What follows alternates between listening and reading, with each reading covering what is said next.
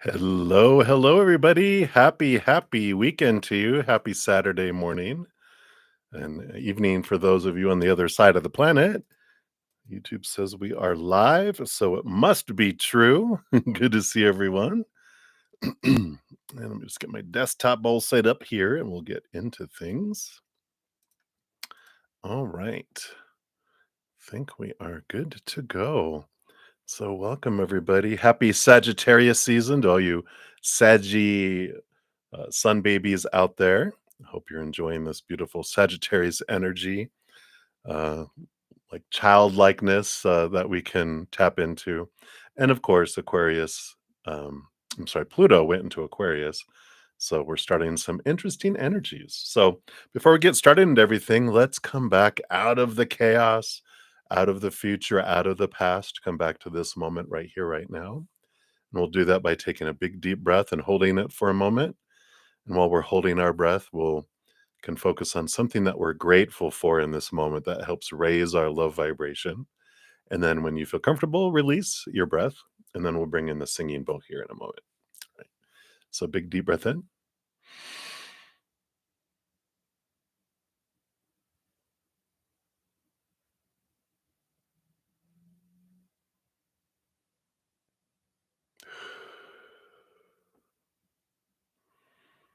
Beautiful.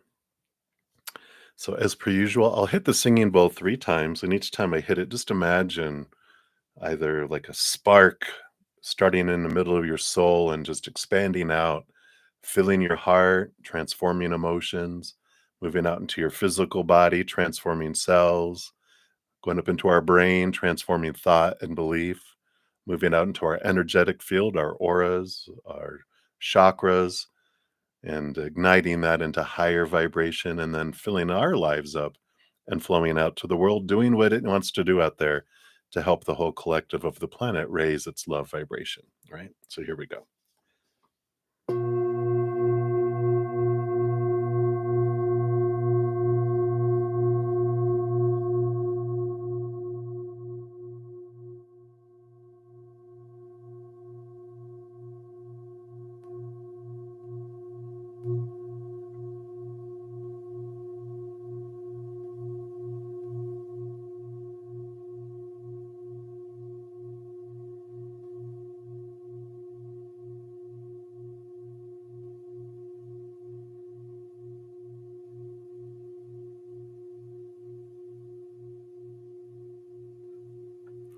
Just surrender all your cares and let them be carried away by the vibration into spirit.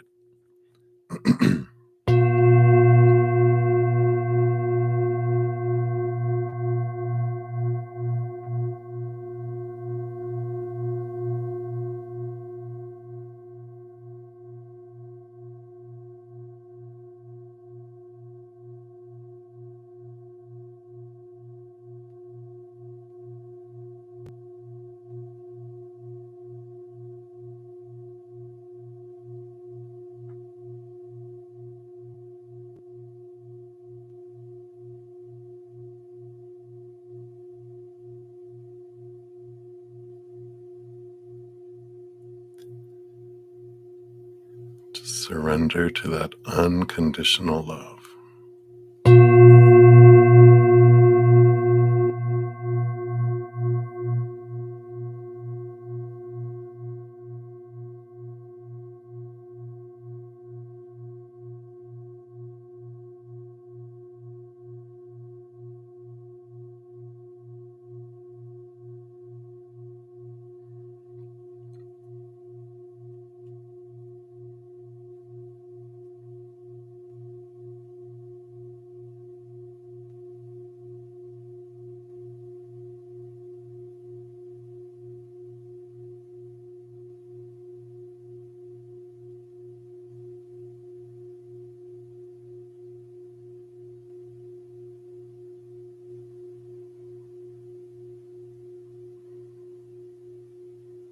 Beautiful, beautiful.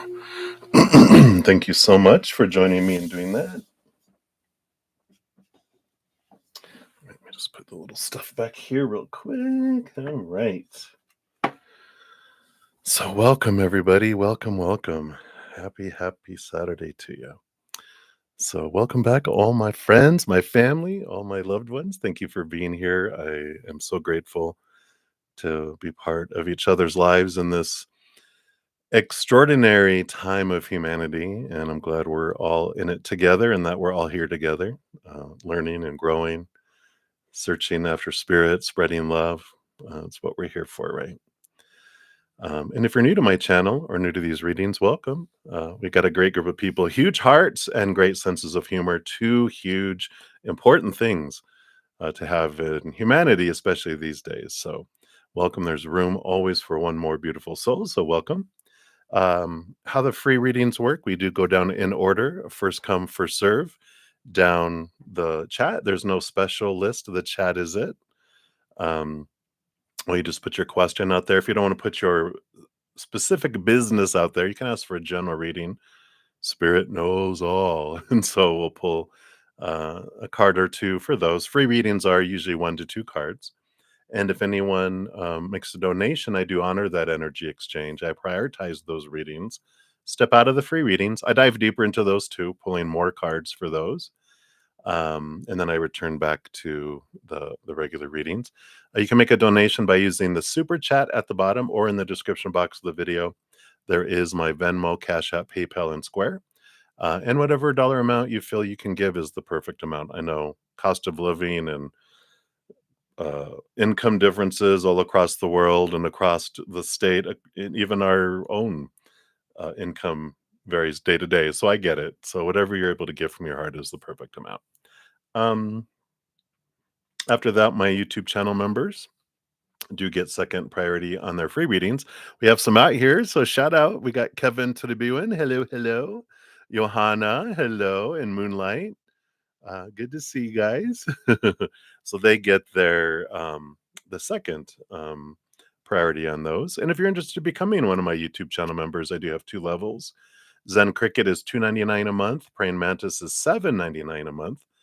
And in addition to getting prioritization, also on Fridays and Saturdays, I make sure I complete all my donations and my YouTube channel members same day. Usually I'm on for a couple hours, and whatever readings I don't get to, if there's, I come back. Free readings, I don't complete those except for Sunday. Sunday is a special day where whatever I don't get to in my Sunday morning session, free readings and all, I do come back on later in the day and finish out everything so that you can make sure you will get a message from Spirit this weekend. Just Fridays and Saturdays, I don't always get to all the free readings, and some sessions I don't get to any. But that's how that all works. In addition to that prioritization, my YouTube channel members, Wednesdays, they all get a 2-hour session in the evening from 6 to 8 p.m. Mountain Time, where we have unlimited readings. We do oracle readings and past life readings, all sorts of stuff. And then my Praying Mantis members, which is that higher level, they actually get an additional day just for them on Thursdays. Plus, after my Friday and Saturday evening sessions, we have an hour together or so or more. And then on Sunday afternoons, also after my morning session, we have time together. You also get advanced access to all the videos. And I'm starting to put out new videos again. After the plague I had in August, like everything kind of got put on hold for a while I got recovered. But 2025 is going to be an awesome year. I have solstice readings out there by element. So there's 4 big readings. And so it's each for like air signs, water signs, fire signs. And they already have access to those. Everyone will have access to them on December 6th. But my YouTube channel members have early access, and I've been busy. Have almost all the 2025 energy forecasts for each individual zodiac sign. I've got 8 out of 12 done. They already have access to all those too. So if you're interested in becoming a YouTube channel member, you can check the description box down below. There's a link for that. And of course, I offer personal readings and other items. There's an additional link for that if you're wanting to dive even deeper. If you think we go deep on these and on donations, we go super deep on those personal readings. All right. So I think that's all the blah, blah, blah, yada, yada, yada. I believe so. We'll see if I think of anything else. But we're going to be using this beautiful tarot of mystical moments today. So we're going to dive into that. So we do have a few donations. We'll start there. So up first, we've got Swaroop Bobby. Hello, hello. Thank you for your donation. Let's give that a love and a like there. You want to know, when will you get a new job? Any time frame, please. All right, let's take a look here. What does Spirit? What can they give you about time frame? What are they willing to tell us here? All right, so 2 by 2 by 2, and then 1 on the end. All right, let's see what we got here. All right. So we do have the 5 of Swords on the bottom of the deck and the 9 of Wands energy, which does talk about some inner conflict between head and heart. And then the 9 of Wands is like this barrier that it's hard to get through. I'm kind of seeing a jungle in my head, and it's like, you know how the brush is so thick it's hard to get through it. I feel like there's some of that kind of energy that's going on here, because odd number cards are generally means there's an obstacle. There's something that's in our way that is almost demanding that we look at in order to move past it, in order to move through it. Um, and we have the Emperor underneath that. So the Emperor is about stepping up and looking beyond the opinions of the world and others, all those supposed to's and shoulds and all that that we grew up with. And so we can get, that's where that struggle with the 5 of Swords is happening. Your heart wants to do something, and your mind is like, no, no, no, we need to do this. This is logical and makes sense, won't get us in trouble, won't make people look at us weird. This, people are going to go, what? Are you crazy? Why would you want to go do that? But there's something in your heart that wants to be expressed. And I feel like that's what's kind of holding back the job and the movement of it, because it's like you're looking in areas that your mind will um be okay with, but your heart's like, nah, that's gross, I don't want that. That's funny. So maybe that's what these 2 by 2 by 2 are. It's like one side is your heart, one side is your mind. We'll take a look here. Oh my gosh. Literally, one side is your heart, one side is your mind. You got the Queen of Cups, ruler of emotion, with the king, but she's the master of emotion, because all queens get a second portion of cups. So talk about really this getting in tune with your heart and following your heart. The Devil card is all about the thinking. It's Capricorn, Saturn energy, the shaking and the rattling of long held beliefs, the mind, right? All those supposed to be, should be's, need to be's, have to be. So they are confirming that it is the struggle between the head and the heart. It's like, if you ever saw Dr. Doolittle or read Dr. Doolittle, they're showing to me, I had this, a llama. It was called like a push me, pull me.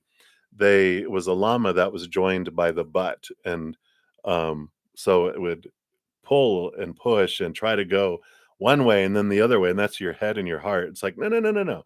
No, no, no, no, no, no, no, no. I want to go that way. No, I want to go this way.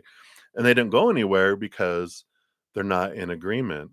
But when I can't remember, he got them to agree, and then they would follow and go places.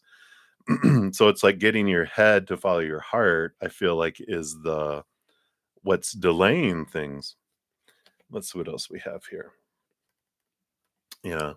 And you have the King of Pentacles, and the King of Pentacles is about security, and it's about seeking stability and abundance of the outside world, right? And that's always one of our fears, that, well, I don't want to, go do something that I don't make enough money at. But, the Ace of Swords is about opening your mind. You have the key and the lock. You can see the lock is, up here, and here's the key. You hold the key to unlock it and gain clarity around it. And the thing about we can like wear ourselves out doing something that our mind wants, but because there's no joy, or very little joy, because our heart isn't enjoying it, it's like it becomes work, and it starts impacting our body and our lives, and we wake up going, oh God, I got to go to work today instead of waking up, at a lower paying thing because it's something that you love to do. You don't care about sacrificing things in there when you're living joy and you get to feel joy when you wake up in the morning instead of dread. So I feel like that's an important piece of this unfolding here. Let's see what else we got here. Yeah, you got the Hermit and the Nine of Pentacles. Nine of Pentacles is independence. The Hermit is stepping back, letting spirit guide you, with the Hermit card, because usually there's like a lantern. Yeah, there's the lantern. It's kind of bright. You can't really see it too much there. It's very bright there. But we've got the Nine of Pentacles, which that spirit with you alone being independent, and it's like spirit is saying that you can get that clarity through stepping back and asking them to bring you clarity if you're unsure. Because that's the whole thing. Before we come down here, we give spirit a honeydew list. We're like, hey guys, this is what I would like to experience down there. Like, all right, we're on it. They want to, right? We're not ordering them. We're like, could you guys do this? And like, absolutely. But then while we're down here as a human, they don't meddle in our life until we ask of our own free will.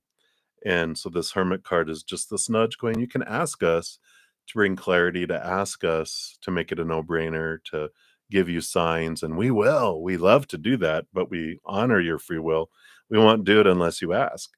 And that Nine of Pentacles is like, if you step back with spirit, they will take you to financial independence, to fullness of life too, which that's that combo, right? Something you love to do where you're making enough to live and enjoy, but you're living, you're not having this job where you're dreading, where you're existing.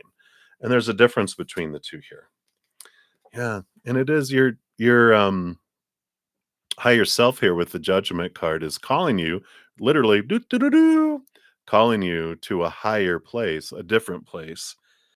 And it's time in your life, to step beyond the fears of lack and those things and what will people think, and it's time for you to live.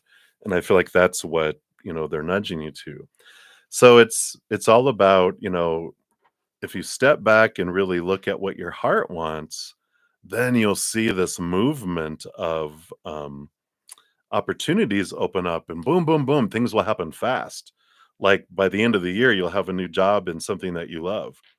If you continue to kind of just seek from your mind and out of fear, it it pushes it away. It's delayed, it's delayed, it's delayed, because your heart and your soul, your spirit are joined together to at this time in your life to go, no, that's not what we want. And so even though our human mind is, I want this, it's like, no, no, no, no. We're not going to bring those things in because that's not the path we want to go. And so the more I would say resistance, but the more we resist that path, the more we kind of silence our heart, the longer it takes for it to happen. And it'll get to the point where it becomes so uncomfortable not following what the heart wants that we're like, all right, I got to do it. It'll outweigh our fears. And so, while our uncomfortable fears outweigh our heart's feeling of, I need to express myself and live, we don't act and we don't move. But when it does outweigh it, then boom, we do that. So, that's what they have for right now. I know I wish I could give you more like a date, but it all depends on your energy. If you dive into your heart, you can have it very, very soon.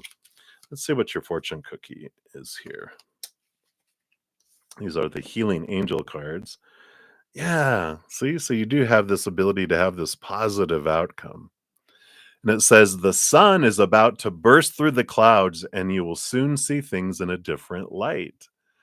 Something that previously seemed hopeless will soon be filled with nothing but hope. So I like that. And that's all dependent on you, right? On you stepping forward and you going that. So I like that. All right. So hopefully that helps a little bit, Swaroop. Maybe you know that thing in your heart already going, I know what it is. I'm going to stop resisting. All right, heart, you win, All right. So many blessings to you. Thank you again for your donation. All right. And then Moonlight. Hello, Moonlight. Glad to see you. Good to see you. I am, thank you. I am having an amazing day. It's like my mom. My mom knows me by now. She'll say, I know that you'll always mostly choose to have an amazing day, but have an amazing day anyway. I'm like, thanks, mom. Yeah, you know me. I'm gonna choose, and if I not have an amazing day, it's my own damn fault because I'm choosing not to. I go, it's always there to be chosen. Why not choose it? I go, I had enough of a horrible, crying, depressive life. I'm like, I'm choosing what it's gonna be like. I'm gonna choose that other for a while. You never know. I might get bored and go back to the other. You never know. But good to see you. And thank you for your first donation here. Let's give that a like and a love there. All right. So, question one here is JK a good person for you and your life? All right. So, let's see what Spirit says. Good, bad is all a human judgment call. From Spirit's point of view, there's not good, bad, right, wrong. There's just different choices with different experiences. What I'd like to look at first is this someone that's destined to be a part of your life for one reason or another? Let's look at that, or if they're just a quick stepping stone. We'll see, you know, someone you know for a day or someone you know for a year or a lifetime kind of thing, right? So let's look at that first, because that's kind of getting to the root of what you're really wanting to know here, right? Okay. So we got the Page of Wands, and the Page of Wands is this energy of an upgrade, spiritual, energetic upgrade. Tell me about timing here. So they are, on purpose.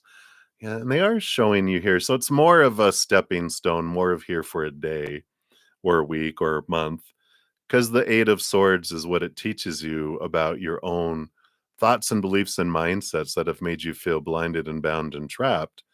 And they shake your cage to allow you to escape the cage. So, when we get this kind of thinking and processing and movement of that, it's not, I didn't get all the lovey-dovey, lifelong relationship cards that Spirit knows that would tell me that. And so this feels like they are more of, on a mission to help you mirror something to you, and you mirror something to them, which you may never know what that is, because you're a mirror. You don't have no idea what reflection they're seeing through their eyes. But this is what they're going to help you with, is move beyond some old mindsets that have made you feel limited and small and powerless and trapped and confined. And you've got wings to fly. This is not what your existence is. You have wings to fly. So what else they want you to know about this here? Tell us more here about JK.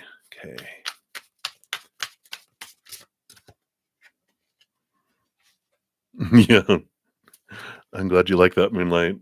This one year, I did a Happy New Year, everybody, and if it's not, it's your own damn fault. I did that to everyone else. It's like, wow, and I'm like, it's true. I am the master of my fate, no one else. Well, so you got the Four of Pentacles here, along with this Two of Swords, and it's interesting that we've got the Four of Pentacles. For me, represents, you can even see a house here, represents like the four walls of the outside world. It's this feeling of home. And the Two of Swords, they actually have a little bird's nest, a home here too.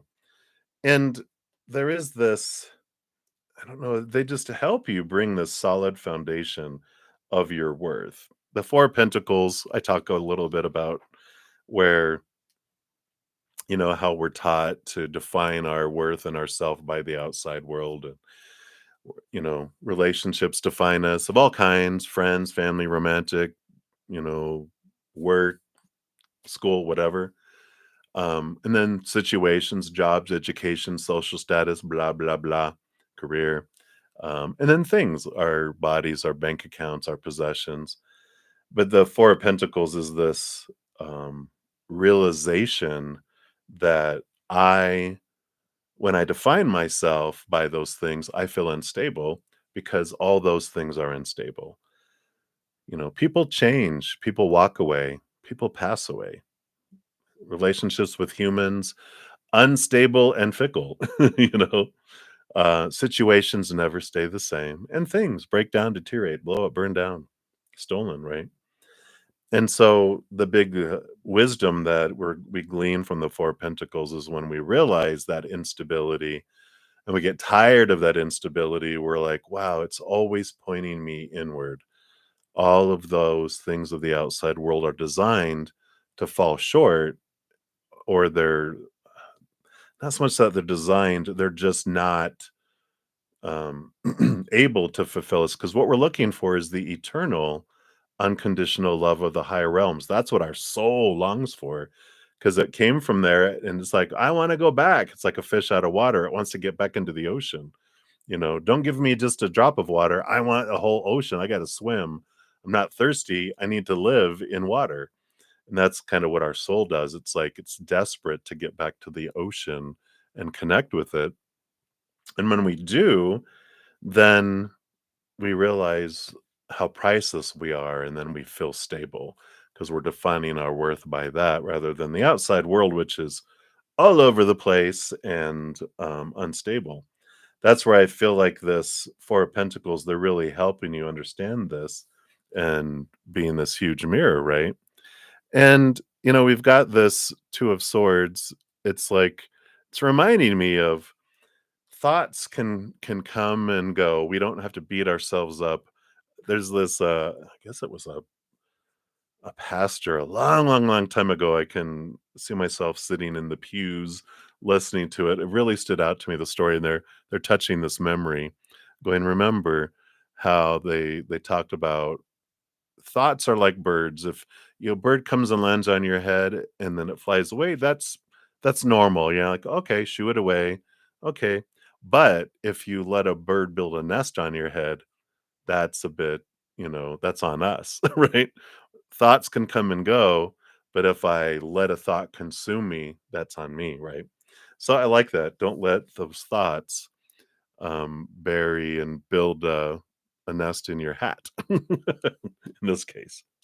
So yeah, you said that you feel that was the case, and it's teaching you something new, revealing revealing something that I feel like already in your soul, but it's bringing form for you to go. Okay, I get it now, right? Yeah. And again, your higher self is calling you to see things from this higher perspective, and it does have to do. Here's that cage again. All these cages that you have, but it's the cage of lack, of feeling like not enough, something below the surface. So I feel like this comes up emotionally, this comes up mentally. So they're bringing up the cages of your head and your heart so that you can be free. And that's good. It's like, all right, as long as I know you're just a mirror and a deliverer, um, I don't have to kind of attach myself to them, knowing that I'm going to enjoy you for what you are while you're here, knowing that you're not here forever. And I'm going to glean and learn from that, right? Let's see what your fortune cookie says for him here. And we'll move on to your second question. All right. There it is. Come on. There it goes. Yeah. Harmony. It says, disharmony occurs when we try to resist life's natural flow. Everything has its cycle. So that tells us, it confirms that there's just a cycle with them. Every stage of life has its own unique meaning and purpose. Every day can be harmonious if we want it to be. There comes back to that that if it's not harmonious, it's my own damn fault. But if we want it to be harmonious, it can be. That's funny.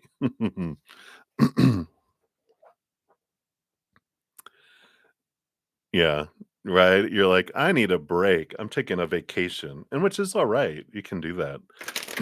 You know, I have a process called a hedge of love and light, um, which it's listed in when you click on the what things I offer if you're interested in that. If not, if you wanna do something yourself, basically what it is I create an energetic, bubble of unconditional love energy, and it's like an we always ask permission of our higher self going, "Can I have a break?" And they're like, "Yeah, you deserve a break. You did really good." And I feel like you're, connecting to your higher self. They're like, "Yeah, you can do this for yourself, or if you want me to do it for you, we can do that." But it's creating this energetic wall, this bubble, and it and you do it like you can take like a mandala and put like a stone in there representing you and um put something in there like I usually put like a dark rock and then I consciously move it outside the hedge, which represents all the lower vibrational has to either convert to light or step out, and then it gives me time to sit and allow myself to communicate in silence and quietness, and it really, it does, I mean, the, hedges that I've done have people have left people's lives, bosses have been terminated, someone's ex got sent overseas in the military, and I go, it works. It's not that we're forcing people. It's like we give the energy and opportunity to transform to higher vibration. And if not, it can't stand to be in our hedge and it goes silent. I've had people go, it goes freaky silent. People stop returning calls, people stop texting, people stop calling altogether, and they're just like, I feel like I was in this pocket of silence, and it happens, and you can do that if you're to that point. If not, check out if you want me to do it, check out down below. It's an amazing thing. Everyone that has had one, has been like, it's transformational because, that when I do it, I also it's like a 2-week process. Every 3 or 4 days, I send an email with some observations and some different things that, you know, help do that, and then at one point, lighting a candle, bringing light into it, whatever you feel you can do, and, of course, um, for those that have that energy and do energy work, you're like, "I can do that," and it's beautiful, and you can make it your own too, so I like that. All right, so thank you for that one, and then for your second one, "Oh, don't cry." Well, you can cry if you want to, Moonlight, there's nothing wrong with crying. It's actually a good release for us, so cry all you want.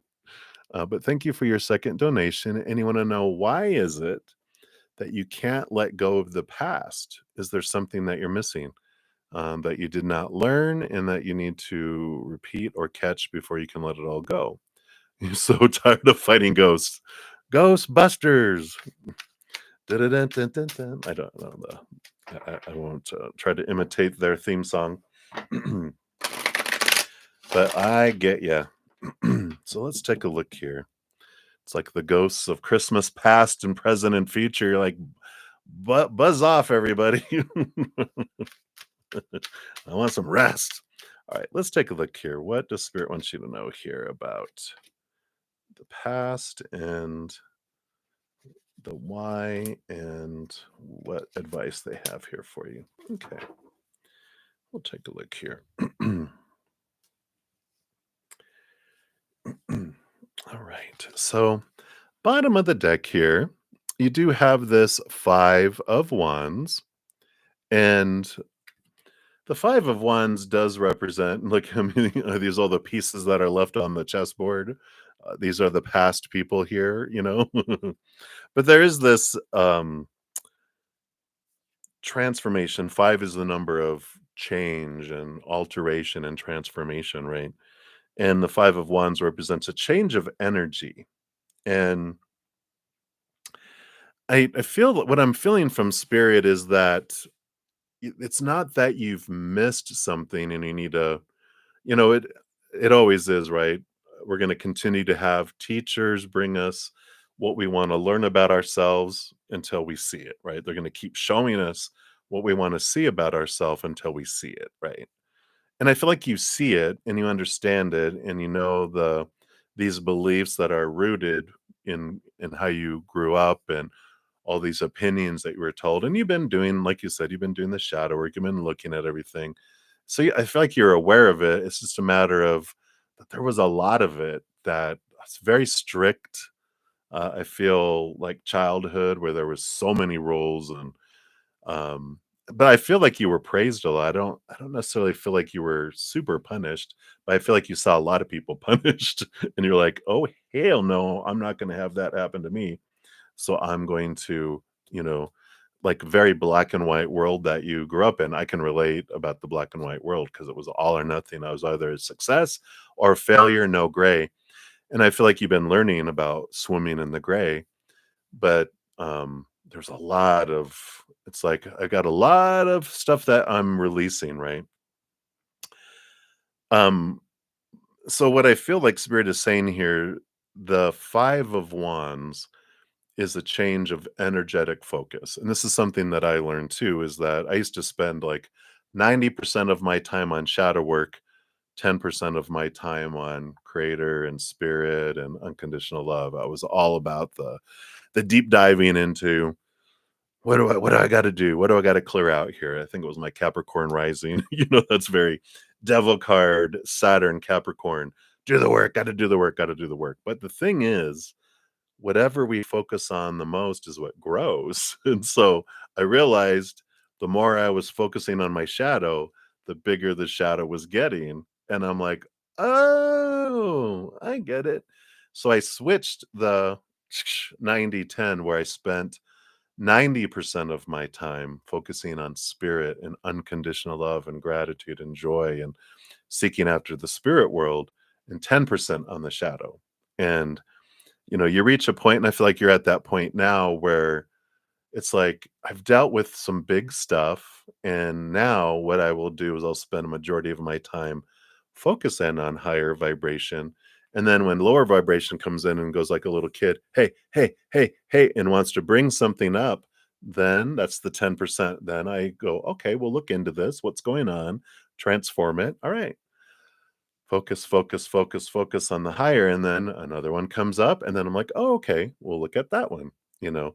And it's like it becomes less burdensome because you're not trying to do it all. I'm going, "Oh my god," it's like, "You know what? I'm gonna let spirit bring to me what's next. I'm gonna let my inner children bring up a trigger when it's ready to be looked at." Outside of that, I'm gonna spend 90% of my time doing that and seeking spirit, right?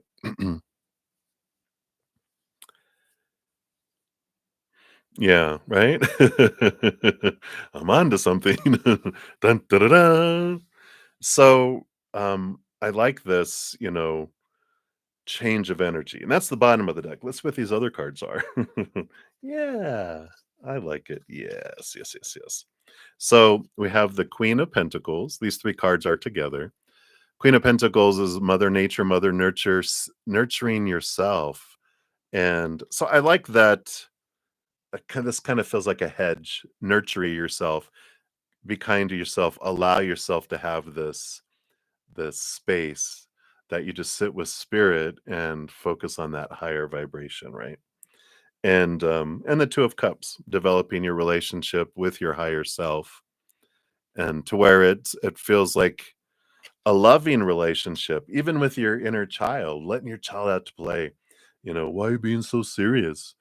It's time to play. It's time, especially you can really embody this Sagittarius energy, which is all about adventure and fun, even long distance travel. If you have the ability to do that, it's like, I'm getting away from everything. I'm going to go travel. I'm going to go, even if it's in your mind and you meditate and you go travel somewhere else. It's about looking elsewhere and learning, right? And you have the Nine of Wands too. And here's this, the nine is the hermit's journey with spirit and connecting with your energy. So here's that wands energy coming in going, I'm going to focus my energy on something different instead of feeling like I'm injured, which if you see the 9 of Wands and the standard tarot, it's someone that has a bandage on their head because they've been trying to break through this barrier.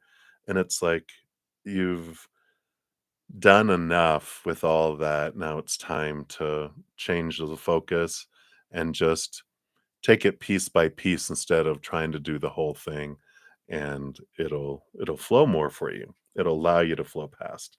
Yeah, I mean, you got the Queen of Pentacles and then the Empress.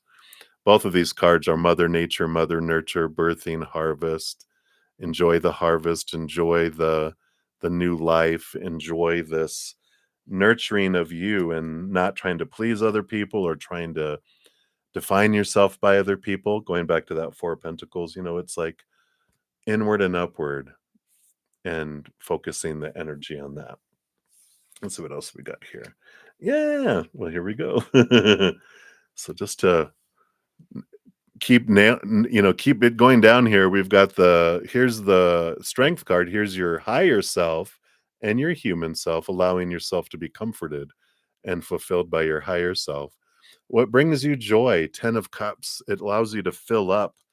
And that's the whole thing is, that's why I love readings. People sometimes go, aren't you exhausted by the time finish 3-4 hours sometimes of readings and things? And I'm like, I get so jazzed with that, feeling that love energy from the other side, because it's pure joy on the other side. And the more time we spend connecting to higher vibration, the more our vibration is higher, and it brings us that's there. So let's take a look here and see what your fortune cookie is here. What did one turn over? That one did. Nope. So Christmas with the conflict bunch coming up. You love your dad, so you enjoy being with him, so it's going to be good, right? Yeah, and the conflict, the conflict happens in here and in here, not out here.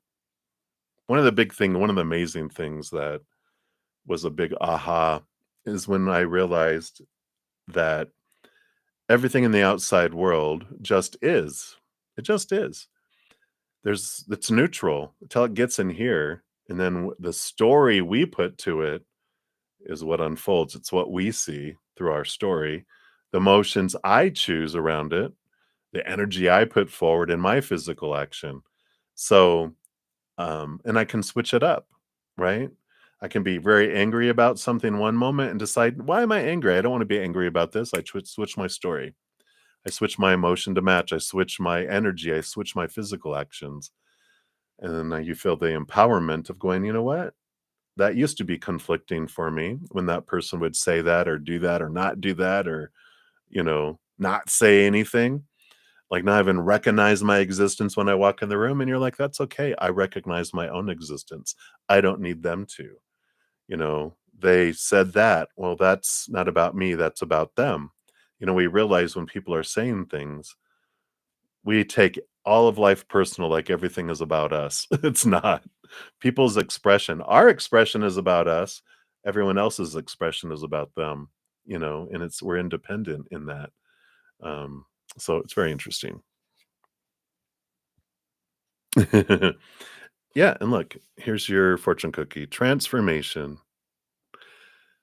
Through the great love that holds you in its embrace, you are moment by moment transforming to ever greater light, ever greater oneness, and ever greater wisdom. So I love that. Yeah. Well, that's good. That's good that it's not your conflict. If they're in conflict, then you just don't like being around it. But there is that, right? Because um if I don't have feelings about something, then it doesn't bother me and I'm okay to be around whatever. If I'm like, I don't like being around that, there's something, feelings are flags that something can be looked at inside of us, right? So if something triggers, it's like, okay, this is for me. Thank you for bringing this to my attention. I don't want to deal with it right now. I'm just going to put it over here. But thank you for the awareness. I have a little pin in it. I will come back to that later, but not right now.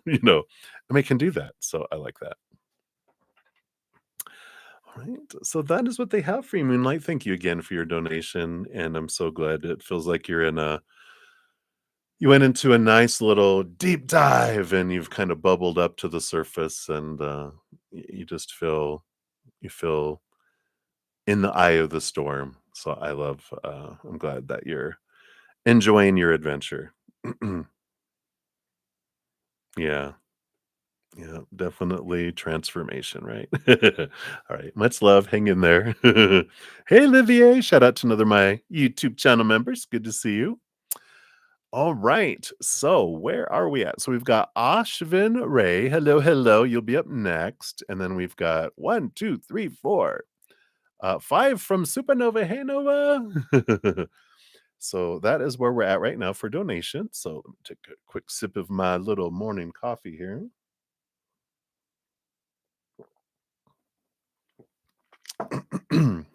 All right.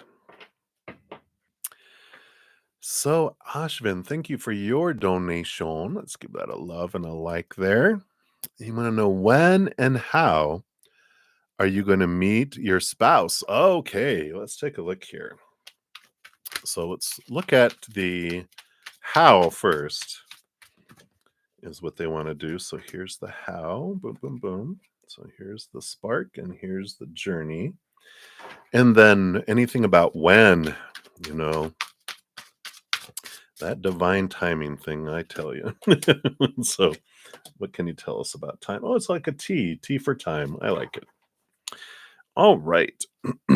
So, let me get back on my seat here as I'm falling off here. All right. So, how do you meet them, first of all? Well, you got the 10 of Pentacles. 10 of Pentacles does tell me about its relationship. You can see even down there's the family and the child and the dog and the abundance. And, it is part of the design. It's in the rings of the tree after it's been cut here. You even got ancestry. So it is designed. If you were wondering, I wonder if I am fated for, a marriage and a partnership in this lifetime. Yeah, 10 of Pentacles says yes, you are. So that's good. That's the spark. Knowing that you do have one is the spark, is the beginning. Going, okay, I have no doubt. I do have a spouse. And so I'm opening up to receiving my spouse. That's the first step, is opening up, right? Let's see what these other three cards are. Yeah, you got the Four of Cups. Emotional stability, but it's a different type of love than you've had before. And the Four of Cups, usually there's three cups and someone's leaning up against a tree. They're bored with the other loves or relationships or options that came to them before. It's like, this doesn't fulfill you. The fourth cup is this, it comes out of the heavens, out of a cloud, and it's being offered, and we don't see it yet, but it's on its way. And so they want you to know that it's on its way, that it's every day, it's a day closer. Yeah, let's see what else we have here. Yeah, because here's the Chariot. And so the movement has to do with how fast it arrives, and is up to you with the Chariot, right? The Chariot is the power of choice card. It is victory, it is movement. So we always like that. But it is like every moment I make choices with my mind, on my beliefs and my emotions, with my heart and my energy, what I'm drawing to me, and what physical actions I take. All of that energy, the mental, emotional, and our manifestation energy and our physical energy, all of that influences and draws things to us or pushes things away. So I like that they're saying that, you know, kind of opening up and just having gratitude, going, thank you that you're bringing me my spouse. And I'm so grateful that they're coming, to me, and thank you for bringing them. But it's kind of like releasing it to Creator, going, I'm going to trust that you're going to bring them in the perfect way, in the perfect timing. I know that's the, but, and you're going to bring me that perfect person that we've chosen each other before we came down here going, yeah, we're going to be spouse and this partnership and we're going to learn and grow so much together. Like, yes, yes. And so you both have this agreement. Um, but it's a range of when you meet. We'll get into timing here and see if they'll tell us more. But it's a range. We have the soonest we can meet and the furthest we can meet. That's in the fates, but it's not like we're going to meet an exact day, an exact time, an exact place, blah, blah, blah. There's this range. And so that's why they're telling me this, is because they're saying um, you can have a variety of different places that you can meet, but it all depends on what energy you're putting forward. And so the more that we can release thoughts and beliefs that don't serve us anymore and kind of declutter our mind, things that are rooted to lower vibration, fear, energy, and emotions that are rooted. It's like doing a cleanse of our emotions and then our energetic cleansing and our physical world too, creating the space. All of it like decluttering and letting go of lower vibration and focusing on higher vibration, filling all of those areas with gratitude and unconditional love and joy and all that is what allows this chariot to yeehaw, you know. It's like, I know it's a snail, but there's wheels too, so she can whip that, snail and go, let's move on, let's go. But your energy is what does it, as well as their energy. They're working on things. So the faster they're doing it, the more you both are focusing on raising your love vibration, the faster you guys come together, right? Let's see how else here. Yeah, and you got the Nine of Cups. It's like a dream come true. It is definitely, and even on the bottom of the deck, you have the Nine of Pentacles. Dream come true in the outside world, dream come true emotionally too. So it feels, how you guys meet feels very dreamy. I'm gonna pull some tea leaves here. Let's see. Anything on the options of where you guys would meet? Let's take a look here. What can you tell us? What are coming the options of where? Because depending on okay, wow, depending on when you guys meet, your energies, you guys might have several different places. So you have a bouquet, and I did think that you guys might meet at a wedding. That bouquet confirms it here. Because at first I thought, the dreamy, you meet someone at a wedding, and it's like spark, right? We have that. um, yeah, you have an elephant here too. Not, I don't think you'll be on a safari, but maybe like a zoo or something that has to do with elephants, or even Lord Ganesha is coming to mind here too. So a kind of temple or a gathering at a temple. Maybe there is a marriage at a temple. I don't know how that works. Um, we got a key here, and this key is interesting because it's like I'm just seeing like an open, like a door that's closed, but someone has to let someone in to a room. And I don't know, it's not like realty or something like that, or that it might even be like a neighbor of a friend, like the neighbor has keys to their friend's house while they're gone, in case they need to get in, and you have to stop by and take care of someone's cat or whatever, and they didn't give you a key, but they said, check with my neighbor, and boom, it can be things like that. It's that kind of, you know, opportunity that comes in here. And we have the skull, which has to do with thinking as well. So it looks like you guys have a lot of opportunities of bumping into one another.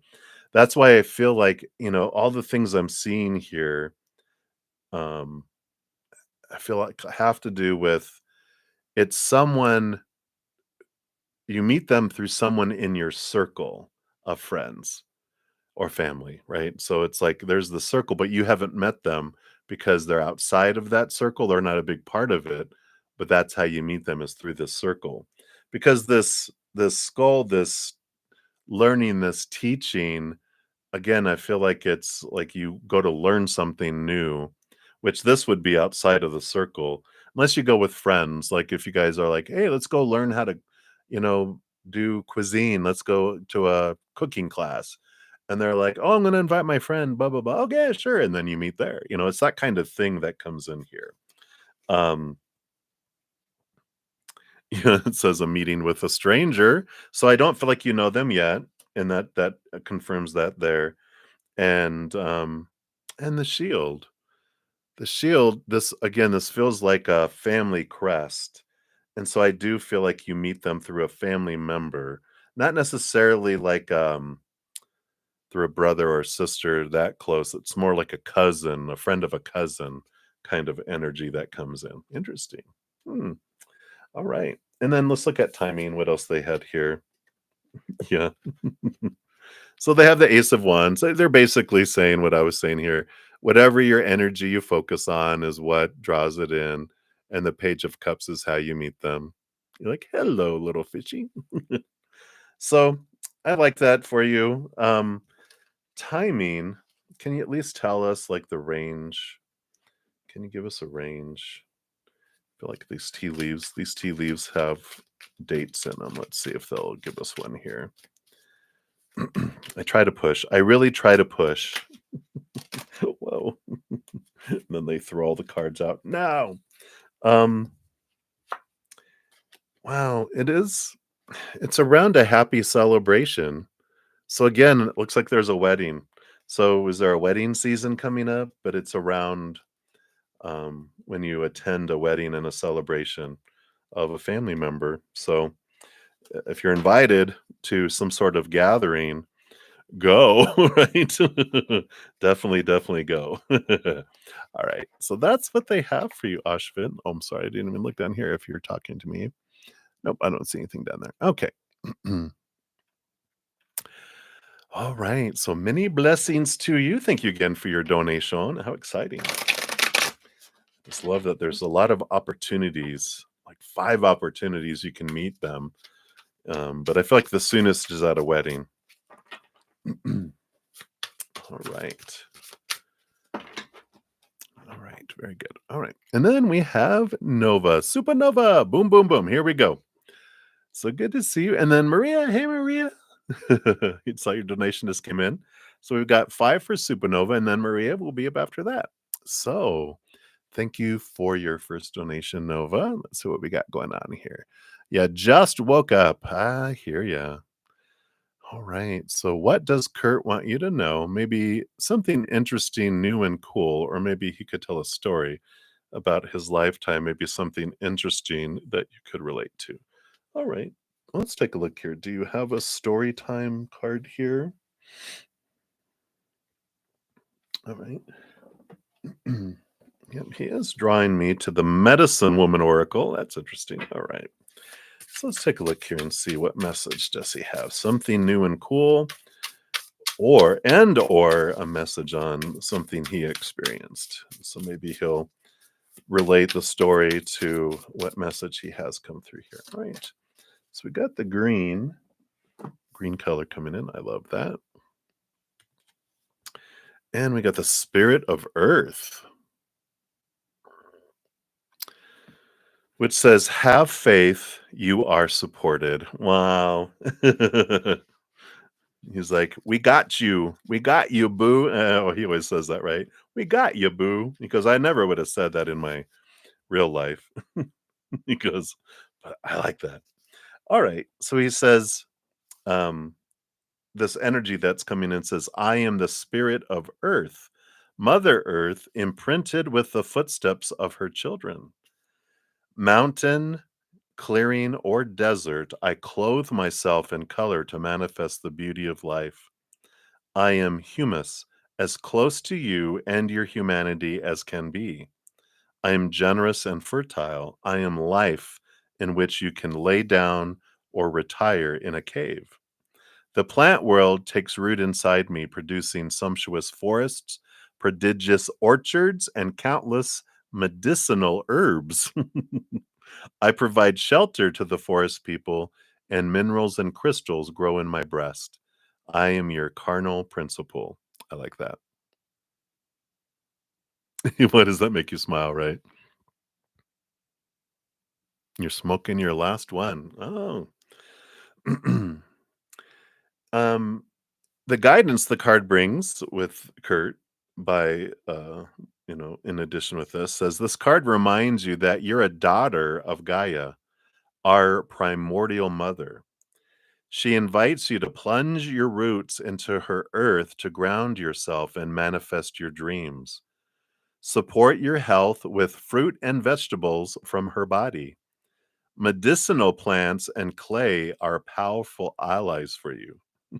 Not those medicinal plants. Perhaps you're having trouble bringing a project to life or finding your rightful place.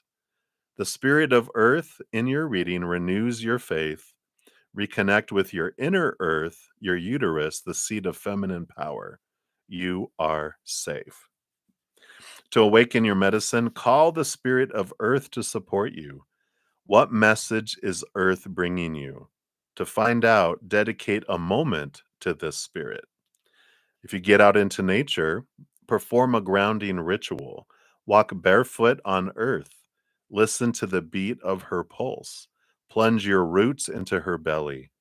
Invoke the spirit of earth and entrust it with your request.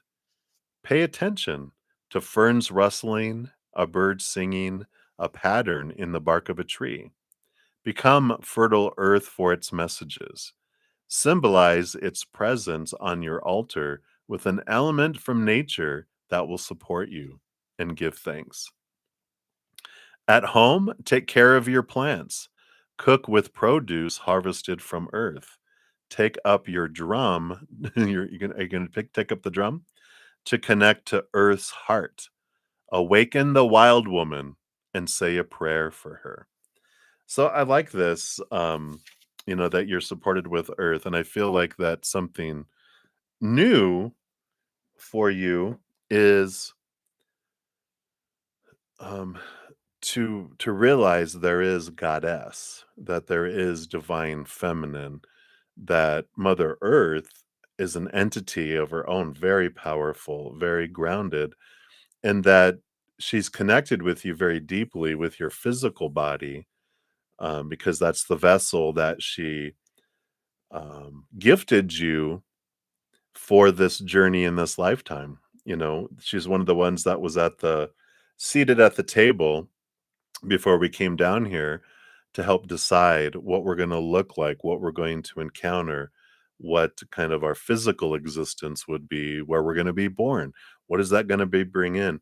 But connecting to goddess is the spirit of earth is huge for you. And because of the empress energy that you always get, that's mother nature, mother nurture. So she plays a very, very important role in your physical expression upon the earth, and she rolls over the energy of the planet. And so it's important to recognize her, right? And honor her. You don't have to fear her. She's nurturing, she's loving. She would never punish us. Um, but there are rules of what we focus on is what expands. And she's like, that's outside of my control. Whatever you focus on is what grows. But she's a great resource for you, a great source of creativity as well. Um, and so if you can do something, like create an altar, someday I'll show you guys all my altar back here, but I've got things that represent air. I got things that represent earth and water and fire. And even my crystal balls represent ether and the fifth element, which is unconditional love and essence of higher realm. And so we've got all of these. If you create even an altar, if it's one thing each, that's an altar, but it's creating something. And even she said, honor earth upon your altar. It's like have each one and allow that to be a piece there. Kurt's saying that, one of the things that he kind of didn't honor in his life was a deeper spiritual connection to Mother Earth and other, things. He was very herbal. Ha ha ha. but he was like, I didn't um understand how important she is to us, and so relating his story is, had I had her grounding, had I had her love and recognized it and opened my heart to it, um I would have chosen differently for sure. Let's see what your fortune cookie is for this one, and then we'll move on to your second question. So what else does Kurt want you to know here? Yeah. So we have clarity coming in here, and it says, close your eyes for a moment, breathe in the blue of the sky, feel a gentle breeze flow through you. There is peace, there is clarity. A magical healing has just taken place, a gift from your guardian angel. So, I like that the combination of these two cards when it's have faith that you're supported. You're supported in so many ways that you can't even imagine. Like we wouldn't even have thought, like you said, I never would have thought of that. It's like, yeah, we don't know this large host of beings of unconditional love and light are all these different forms. I mean, did you know that you're cared for by all the planets in our solar system? They all love you and they care for you. They all give you energy at your birth and they watch you and they interact with you from the orbits, the sun, the moon, all of the planets that they care for you. And they're entities just like Mother Earth is, and they have energy collectively that they give us. It's amazing when we are able to go like, me? They know about me and care about me? Absolutely they do. So I love that. All right, so that was number 1, Nova, so thank you for that, and thank you for number 2 donation here. And you wanna know, will your relationship with your mom ever be mom-like and loving? I really don't think so as adult. I probably won't talk to her, interact with her. It's already like that now. Okay, let's take a look here. So based on current energies, will your energy become mom-daughter, mom-child? Or, we'll do current energy, and then any advice they have, on if it's not, how it can get there if you so choose. Okay, and they do want that one. Stop. They do want that one. Whoops, and that one. Oh, that one's first? Okay. They're like, threw the card over here. All right. So let's take a look here, Nova Nova. So we got here the bottom of the deck, you got the Wheel of Fortune. So this tells us, you know, that it's the tuna for you. Everything that happened from inception till this moment and the rest of your life is happening for you. One of the things that in order to have this relationship with your mom, and we'll look at these other because this other cards are will it ever, and if not, how can it be? I feel like it's like you said, based on current energy in this moment. But there's things you can do to bring this relationship together, and one of it is realizing that the things that happened in your life didn't happen to you, it's what you asked to happen for you. That's a hard thing in the beginning. I know when I first started my parental healing, oh, like, I read different books and did different things, and one of the things that really was like an eye opener was realizing I chose my parents. And that was hard to admit in the beginning, right? Probably every child, I chose them, yeah, on purpose for a purpose. And when you start to look at the gifts that each of them have, and I'm like, okay, I see that. Like my dad, he's a people person, he's Sagittarius, he's a people person, was a salesman, he understood people, he was funny, and all that, right? And then my mom's a Pisces, and so she was more emotional, up and down, and a lot of that had to do with her interactions with my father, but, in her life, from when she was young. But she had a teacher mentality. She liked to teach, and she taught Sunday school and worked at a daycare, and she liked teaching people things and seeking after spirituality. And when you bring all that together, I'm like, well, there I am, and that's what I wanted. And so I knew that those qualities would come together. And then there's all the other things, the lower vibrational things that they expressed. I'm like, well, there I am too, But I wanted that, right? And when we realize that, it can help transform things. And knowing that now I look back and I go, I wanted, I felt very left alone and abandoned growing up, but it made me strong. It made me very independent. And I'm like, I'm grateful for it now. And I'm like, I can see why I wanted that. I'm not afraid. I'm not like, super bonded with my family where I have to be with them. I have to have their acceptance. I have to have all that stuff. It's like, well, I'm me. I'm going to be wherever I am, right? And so it's a good awareness. All right. So the first card, that was the bottom of the deck. The first card, will your relationship based on current energy be together and loving? Well, they're like, no, Knight of Swords, you'd have to see things from a higher perspective in order for that to happen. Communication would have to evolve between the two of you.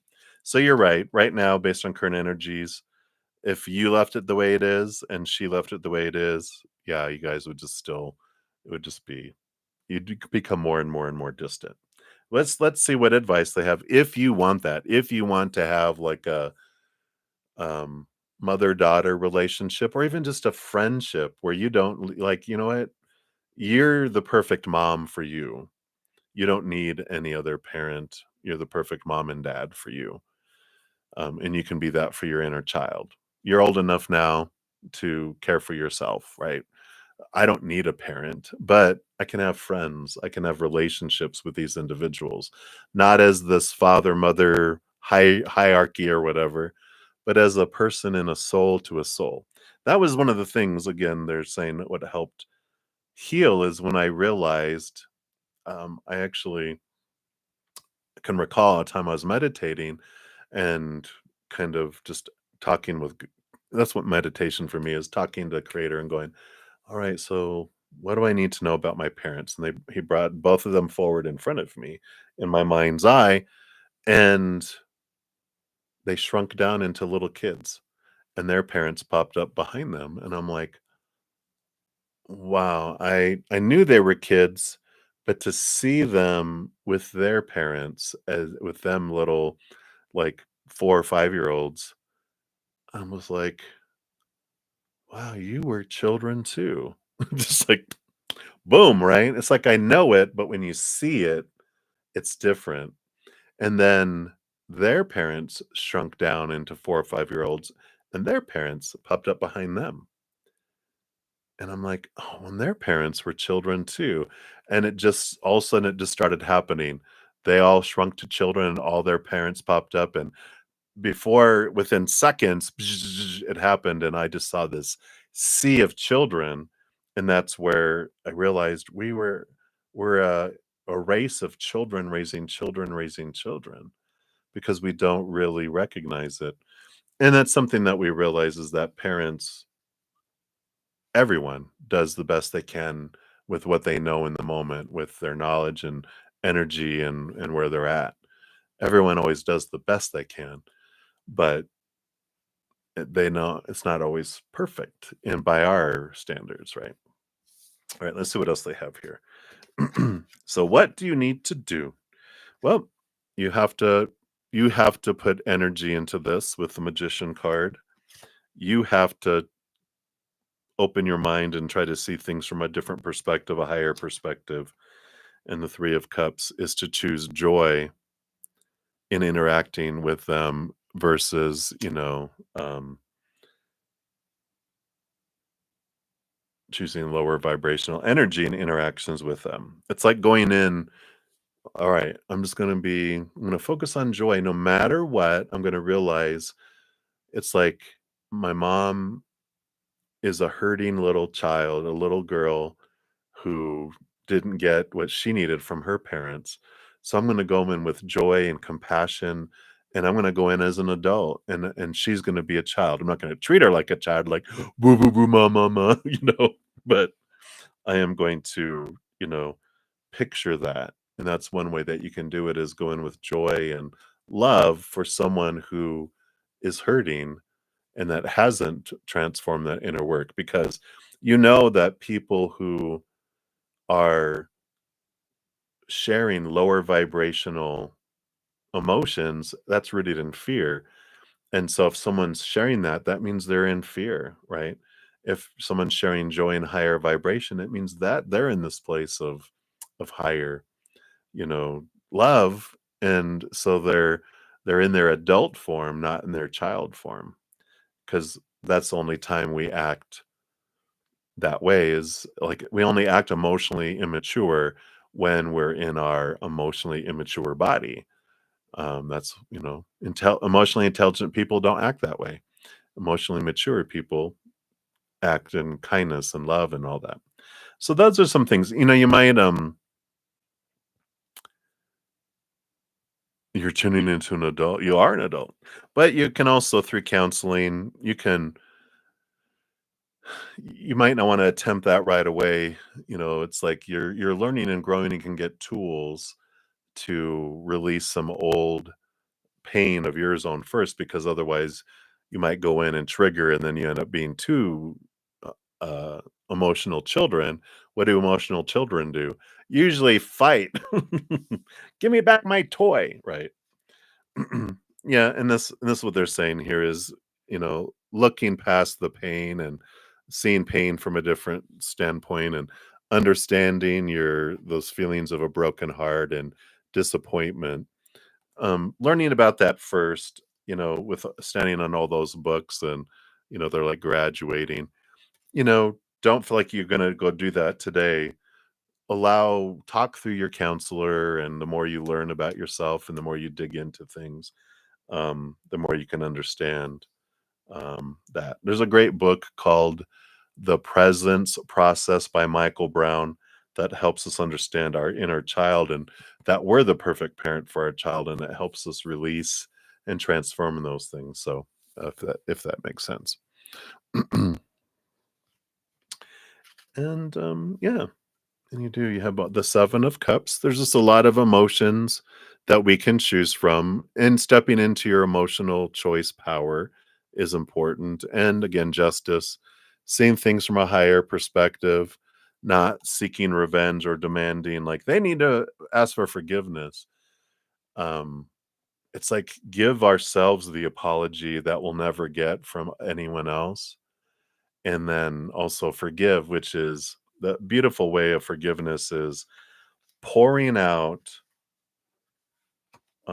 the pain. It's like choosing to no longer be a vessel of pain because of someone else's actions or non-actions, words or silence. And we pour out that pain and we release the wrath, um, not so they can get away with it, but for ourselves, because till we do, it's filling this cup. And if we pour it out, then we're able to become a vessel of love instead of a vessel of pain and wrath. So, some things that can help with that. All right.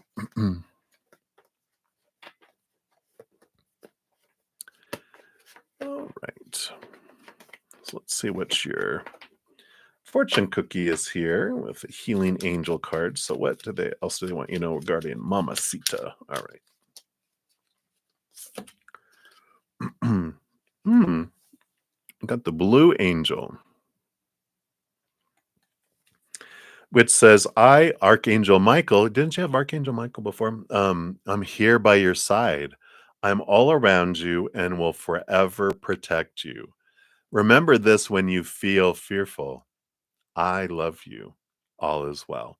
So when you go into ever interacting with your mom, just know you're protected by a giant guardian angel. Like, Mom, you don't want to piss off the blue angel. And she's like, what? Nothing. Don't say that. All right. Hey, Wolf Sci-Fi. Yeah, I do see your questions there, so you're good.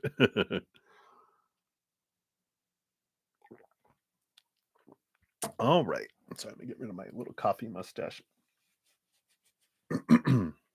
All right.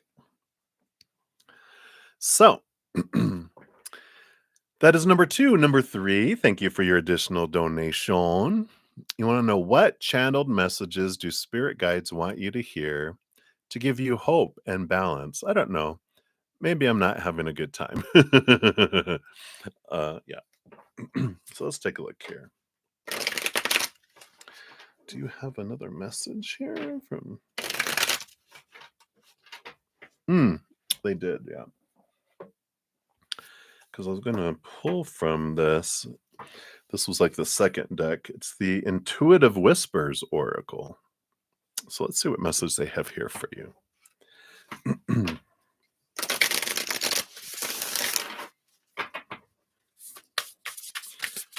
All right. That one right there. Right there. Phew. Oh, I love it. What an uplifting message. You are brilliant. So maybe you are not having a good time and need a little message of upliftedness. What am I seeing? Who sings the is it Katie? No. Okay. Katy Perry? I wanna see your peacock your peacock. That's what they're playing in my head. A boom boom boom boop boop boop boop boop. So, it says, "You truly are bloody brilliant. Sometimes it is easy to get lost in an internal world of negative thoughts. Today that changes. How would you feel if every morning you woke up, looked in the mirror, and told yourself, 'I am bloody brilliant'? Do you feel a little smile creep onto your face even as you think the words to yourself? That is a smile that knows on a deep level that you are brilliant. Perhaps you haven't reminded yourself of this enough recently." True story. Words are powerful, so you must be careful which ones you choose. We often subconsciously select the bad ones and then are surprised that we don't feel great. Think back to this morning. What did you say to yourself when you looked in the mirror? If it wasn't a positive, uplifting thought, then let this be your chance to flip the switch and turn that frown upside down. Wow, this is so perfect. It really says that. Yeah, it does. Here,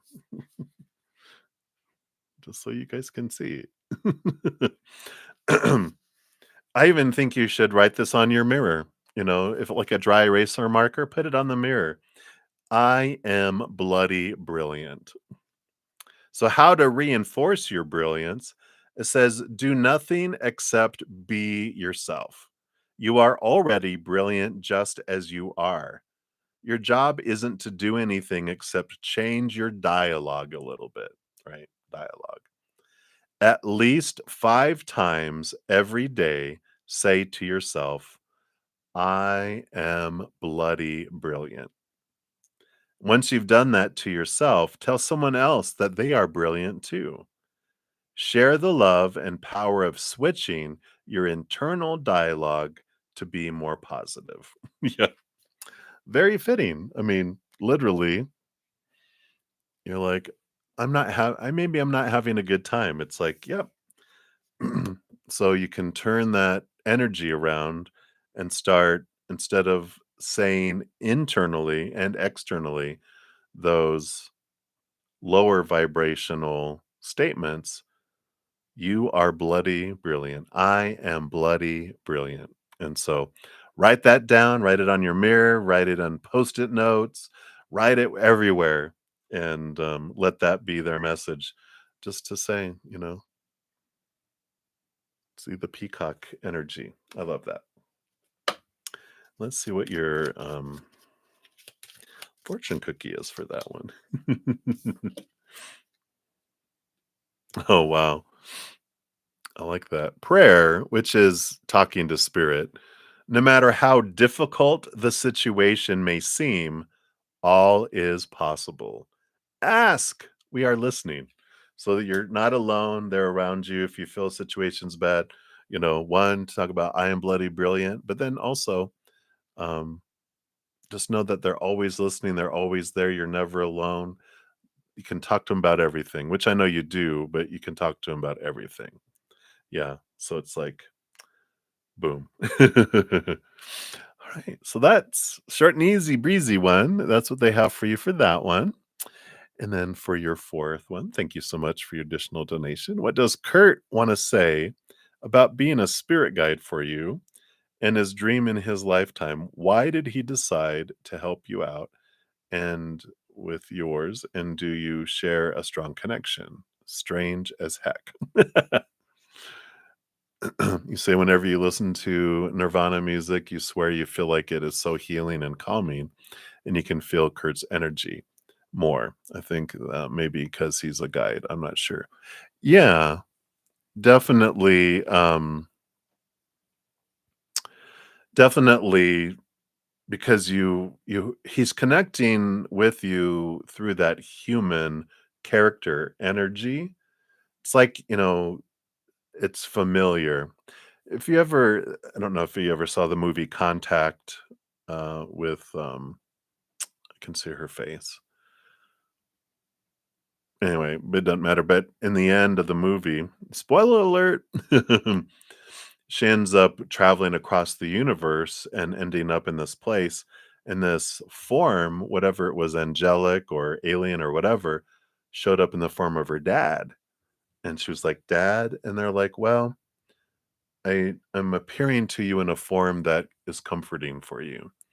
And I feel like that's what, because he's showing up as this individual in your life, that when you interact with creations that that character created in this life, there is that special bond. There is that different energy that's there.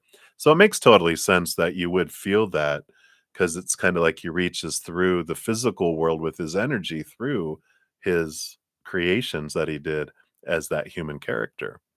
So I like that. And we did talk before about why he decided to help you. You guys have been each other's spirit guides back and forth in different lifetimes, um, and soul groups. So you guys have been part of all this, and you both decided before you came down in this lifetime that he wasn't down here and you were coming down here, that he would help guide you in a similar path because you guys have had this attachment to music throughout many of your lifetimes. And so um it's like the journey of music is so vibrational for you and so expressive. It's like such a part of who you both are, among others too. Like you're going to come across, your community that you come across here in this lifetime.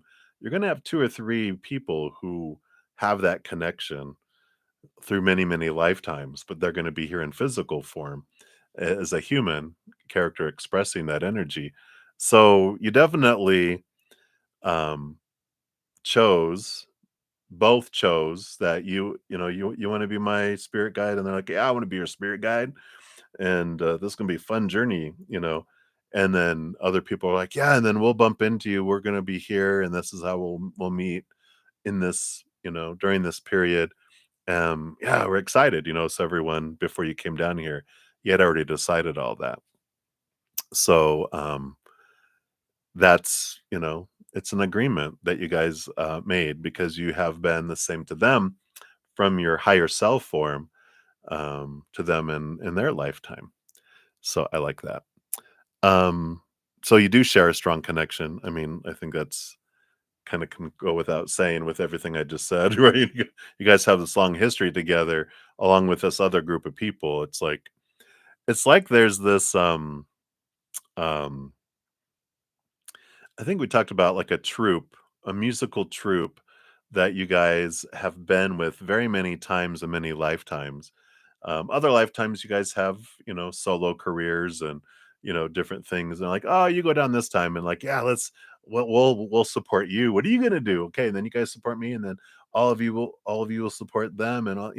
So you all took turns being each other's spirit guides as a group too. Very very interesting.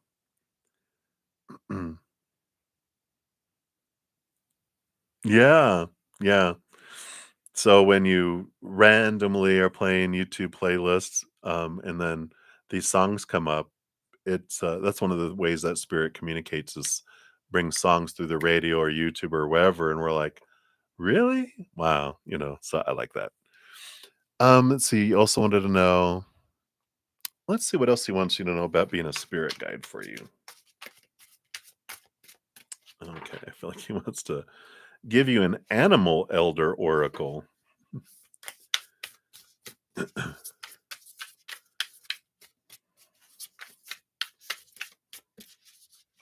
right.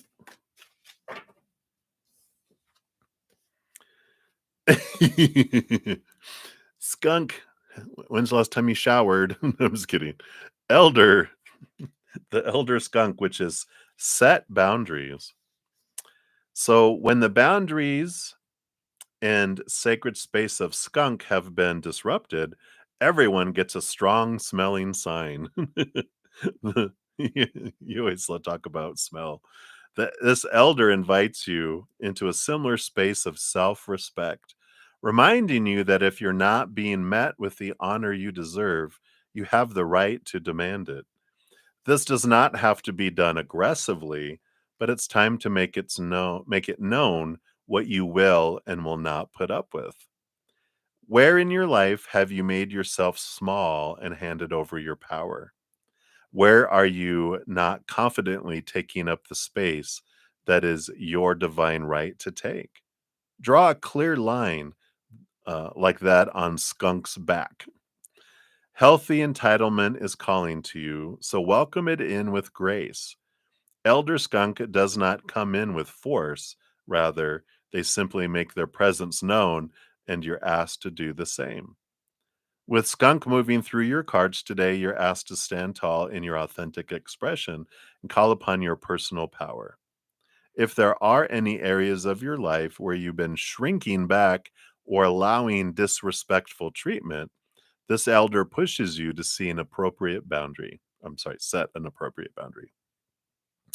A potent truth that you speak, a firm no, or a cutting of cords can be offered in a quiet yet powerful way. Just like Elder Skunk commands respect with its distinctive spray, you too can do this with integrity, calling forward on the respect you deserve. And the Elder Skunk speaks and tells you, call upon my medicine when you need assistance in standing tall in your power. I feel like this is Kurt's message for you. This is what being your spirit guide, part of what it is. Call upon my medicine when you need assistance in standing tall in your power. I will remind you that you can make your mark and ask for what you need. I invite you to take up your rightful space in this world, for it's time to align with a higher sense of confidence. This world needs your authentic presence. It's time to claim it and hold your head up high. So that's a big piece of what Kurt, he's coming to you as a skunk spirit. That's funny. Did he ever have a hairdo with a white stripe down it? Yeah. You do need to shower. Yeah, exactly. You're so funny. All right. So that is what they have for that one for you. I love that. And then, oops, I didn't give your other one a love and a like there since it lets me. We'll do that. And then for number 5 here, let's give that a love and a like since it lets me do that on those. And you want to know, what does Kurt see ahead of you? You get a sense that you'd probably end it all sometime soon. It's a tough emotional battle and not sure if you see anything getting better. I have a lot to live for. Just seems like I'm doomed. Did Kurt also feel this way in his life? Maybe he could share something about his experience in life, maybe ease my aloneness in dealing with this stuff. So I feel like a lot of what they were telling you through all these other readings are to support you, and show you that you're not alone and that you do. It's time to step forward with all this, right? Um, but from his point, he's like, that's why he wanted to be your spirit guide in this lifetime because he was like, I had I done things and the things that I'm telling you, like counseling and talk to the drug, to get off the drugs and do all this stuff. If I had someone telling me that, um, then that I cared for, I would have done it. But it's like, the love of his life, um, I think of Courtney Love, really the true love of his life, the Courtney Love, she encouraged drugs. Didn't try to stop it, it actually encouraged it, right? And he was like, you that's why he wanted in this lifetime for you to be someone encouraging you, stop it. Do these steps, take these steps, get into counseling. If you feel suicidal, call your counselor, go to that suicide place down the street you said that you met. Talk to them, you know, don't sit alone in those thoughts. Go talk, get help. Because if he had someone telling him that, he would have lived longer, right? So, and he would have made different choices. But that's why in this lifetime he's chosen that for you, right? Let's see what else he wants you to know here. What does he see ahead of you here? What does he want you to know based on current energies?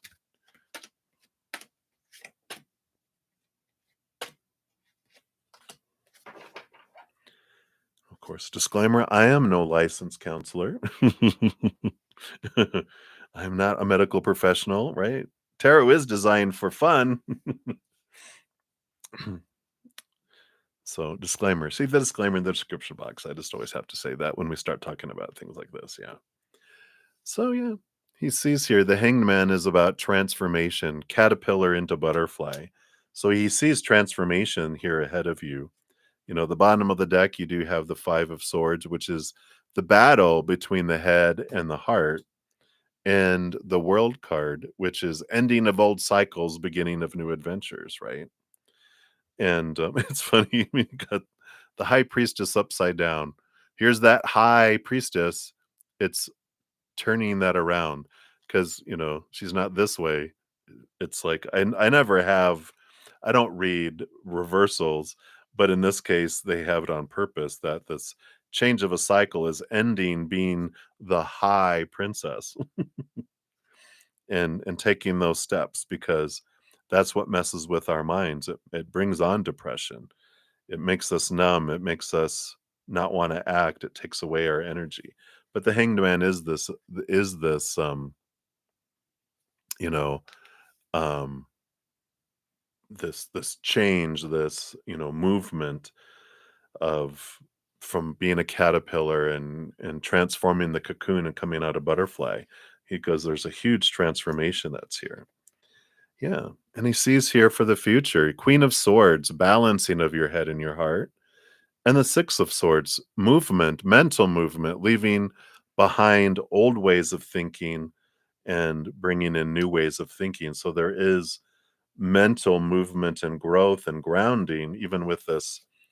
You see the grounding energy with the anchor coming down here, coming away from the black cloud, getting out from underneath the black cloud.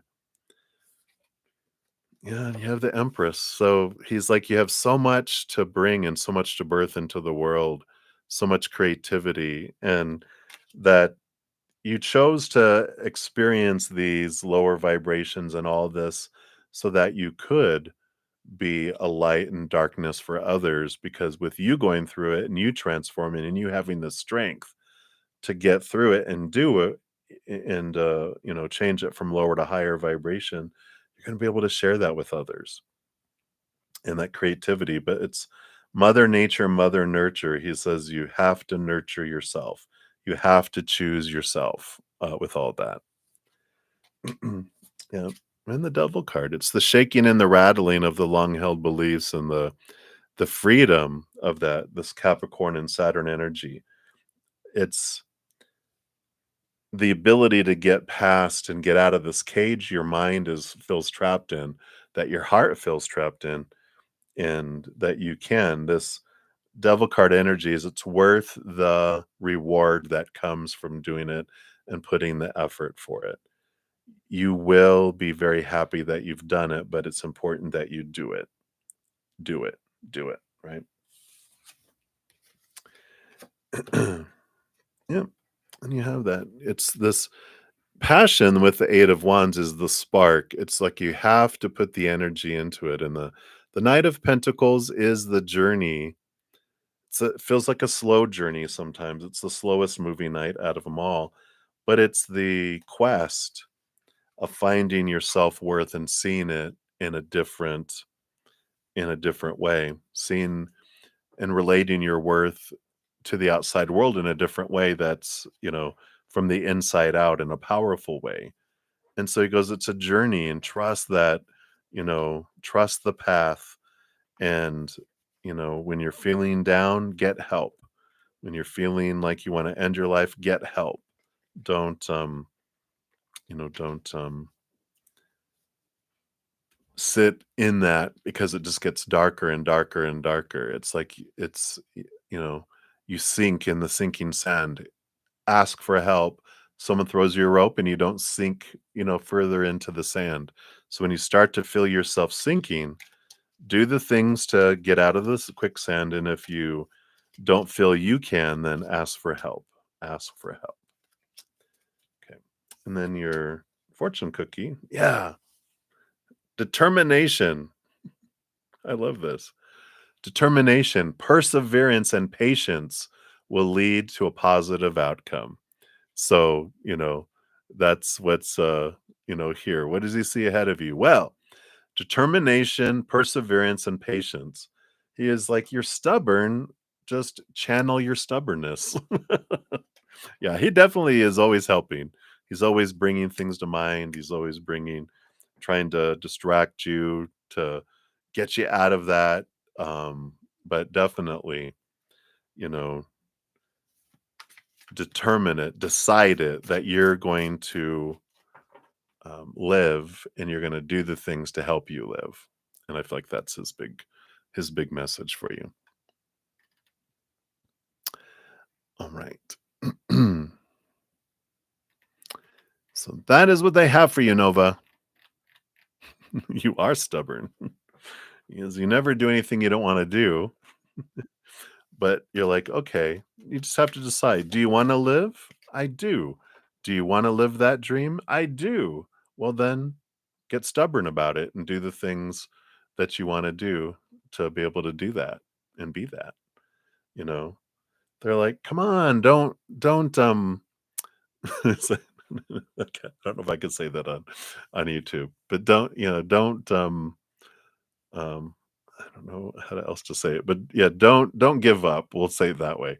You're like, don't give up. We're all having, we're all in this together. All these, and there's these people that are waiting for you.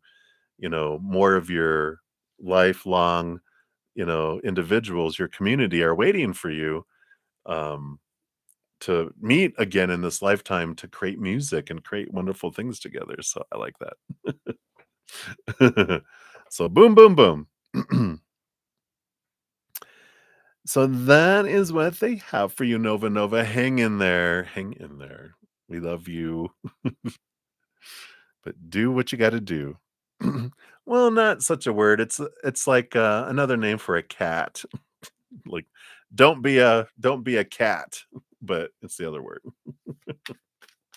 Come on. Let's go. Don't be like me. Let's go. So anyway, so that's what they have for you, Nova Nova. Hey, Sean. Shout out to one of my YouTube channel members. Good to see you. All right. Yeah. Shout out to Nova while she's here. All right. So I do have a couple the PayPal that came in here. So we've got Maria. All right. We got 2 donations from Maria. So she will be up next here. All right. So, shuffle, shuffle, shuffle. So, Maria, Thank you for your donation. And here we are for the weekend edition of the Days of Our Lives. Let's see here. So, Walter's feelings and thoughts. Let me just take a quick sip here. All right. So, those are feelings. Here are thoughts towards you today. And you got us some red bracelets when he wears it. And what are his thoughts? All right. Let's take a look here. Thoughts on the red bracelet wearing and how's his separation going? All right. Update on the separation. All right. And then, will you win a medal in your cheerleading competition? Oh, okay. One card for that. First, second, and third places only get medals. Oh, wow. Okay. So let's take a look here. So what we got going on here. So his feelings for you today. All right. So we have the Hierophant and the Two of Wands. So as far as feelings go, the Hierophant is like he's in this mood of seeing things from this higher perspective. And the Two of Wands is like there's this, I mean, look at all the moon energy that they're looking at here. I don't know if you can see. Can you see the moon above the, there is a moon, there it is, above the owl there too. So moon is emotional energy, and so I do feel like they're looking at emotions from a different place. They feel very contemplative today. I mean, I can even see kind of the energy here, how they're kind of looking up at the moon and, looking at their earth, their planet, their world, just kind of really in this contemplative. It's a positive thing. It's not a worrisome one, but it's just kind of like processing their emotions today. Um, is what their current feelings are. It's just like really sitting, really looking at it, really. Um, it's almost like they go out on the moon and look back at Earth. They're just kind of looking at things from a big picture point of view. Very reflective energy. The moon is in Virgo today, which is very thinky. So, that can make sense there. Yeah, he knows he has feelings. Yeah. And then his thoughts towards you today. Yeah, that's funny. Because they have like this this is a funny thought that came in. The 9 of Pentacles is you having peace with yourself, and the Tower card bringing, I feel like they're thinking, gosh, did I bring a lot of drama into your life? Did I destroy your peace, your independence? Have I destroyed that? You know, and I it is this, I don't want to, it's not a bad thing at all, but they're like, I'm,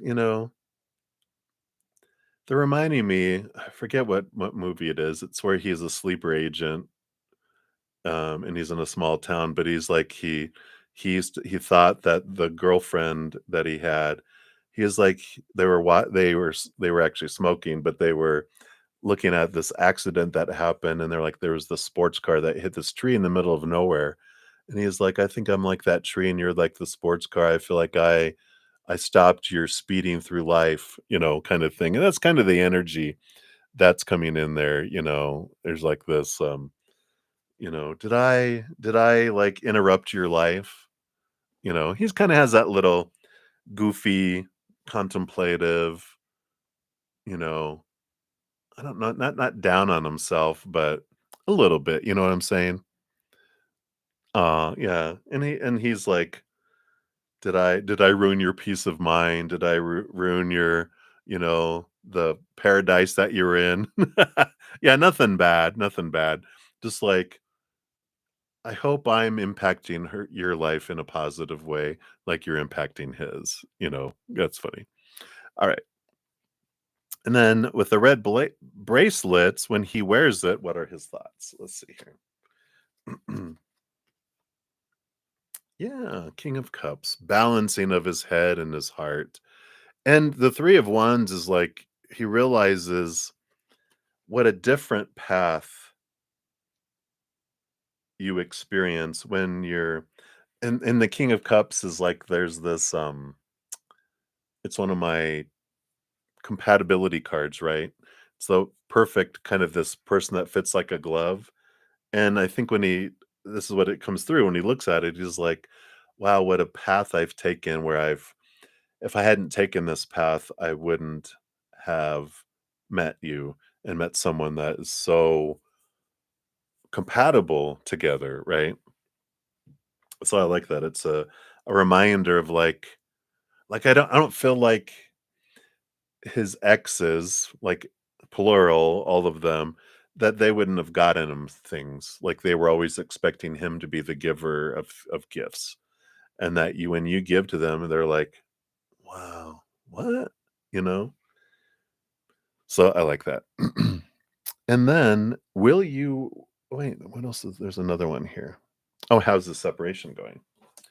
I was like, there's 3 cards here. So yeah, so the Ace of Wands, definitely there's this strife that's going on here. The Ace of Wands is like the fire. A lot of emotions bubbling up, a lot of unseen and a lot of unknowns and things with it. And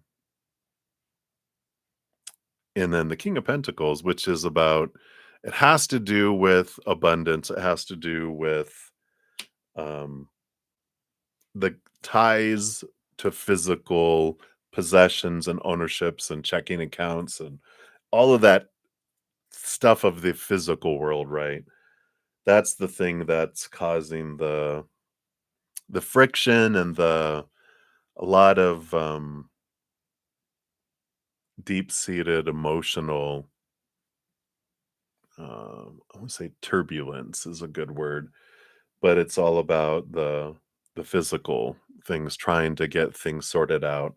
So that's good. You know, we like that there's friction because that means there's movement, but what is the um source of it all is the separation of stuff, right? Yeah, exactly. Exactly. And then are you going to win a medal at your cheerleading competition? Woohoo! Victory, the world card. So this is one of the victory cards, the success, the achievement that comes in here. So I do feel like that is a yes with that card coming in. So I like those. Let me put these cards back in. We'll get your fortune cookie for that one. Then we'll go on to your second question. Hey, Phyllis. Hello, hello. All right. So, what's your fortune cookie? All right. Here we go. Yep, you got wisdom, which says everything has a place and a purpose. To be wise is to have great love, tolerance, and compassion for all things. Yes, absolutely. It's like trusting the process, right? All right. Yeah, bonus. Boom, boom, boom. All right. And then thank you for your additional donation via the PayPal.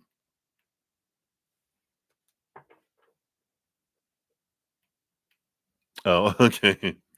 So for your second question here, let's take a look here. When will your visitor come here? And does he suspect? All right.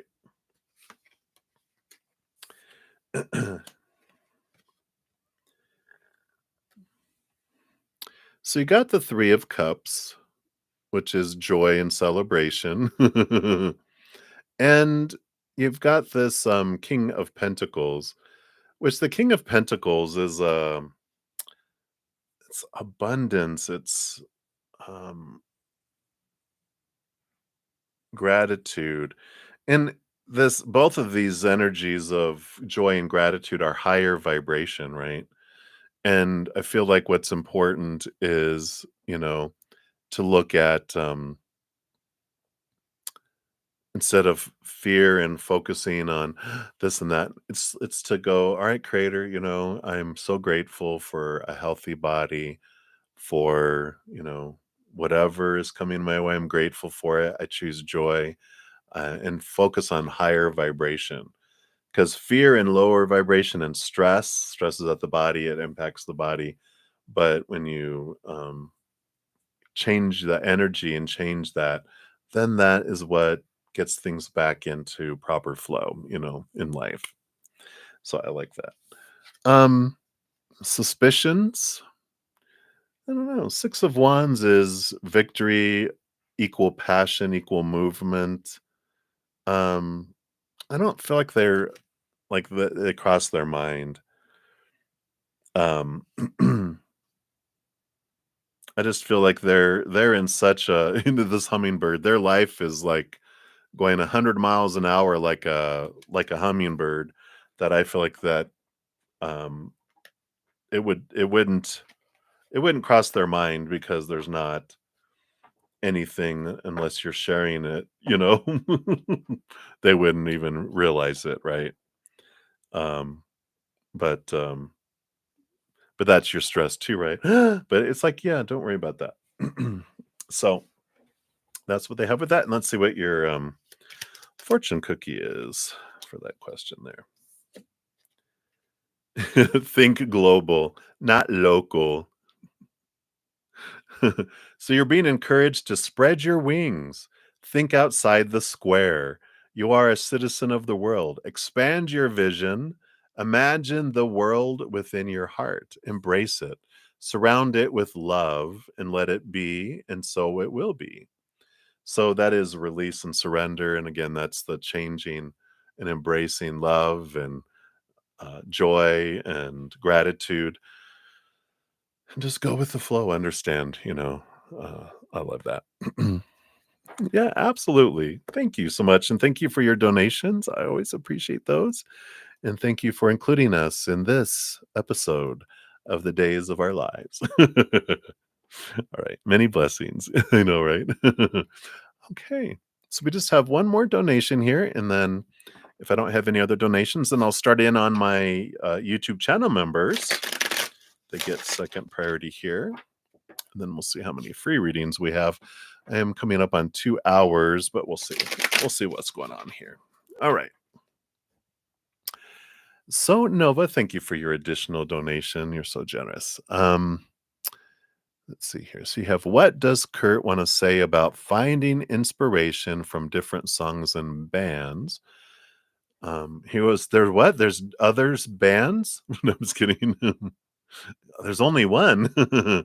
So you're inspired by some, even by Kurt's music too. So how could I turn the inspiration into your own project? Not copying others downright, but by making it my own. I don't know. Maybe Kurt knows what I mean. And also, how did Kurt use inspiration to make the songs he sang, even with the guitar? And did Kurt also change or channel songs and music he made? Because the impact his music had just had to be channeled. And question for Kurt, the difference between creating from ego and creating from something channeled. And how can you tell if you're channeling and in the flow? I'm all rusty and dusty to play guitar and make songs. Hopefully I will get there again. Yeah, absolutely. All right. Boom, boom, boom. Wow. All right. So, what does he want to know about finding inspiration from different songs? Let's just see what he wants to know about that whole subject matter here. So,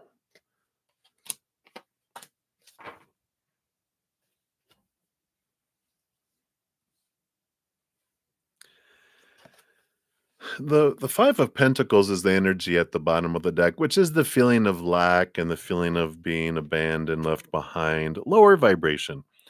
And you'll know when you're being inspired and flow, because that's higher vibration. Lower vibration is ego expression. It's wanting to share pain, to get recognized, to get attention, to um The little ego child itself, it will do whatever it needs to scream, to cry, to whatever, to get attention. That's the energy, and it feels empty. It feels low, right?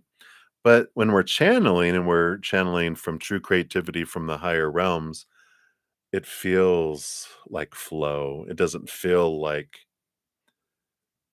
a battle. It doesn't feel like I'm trying to sit in those emotions, the difference between the two.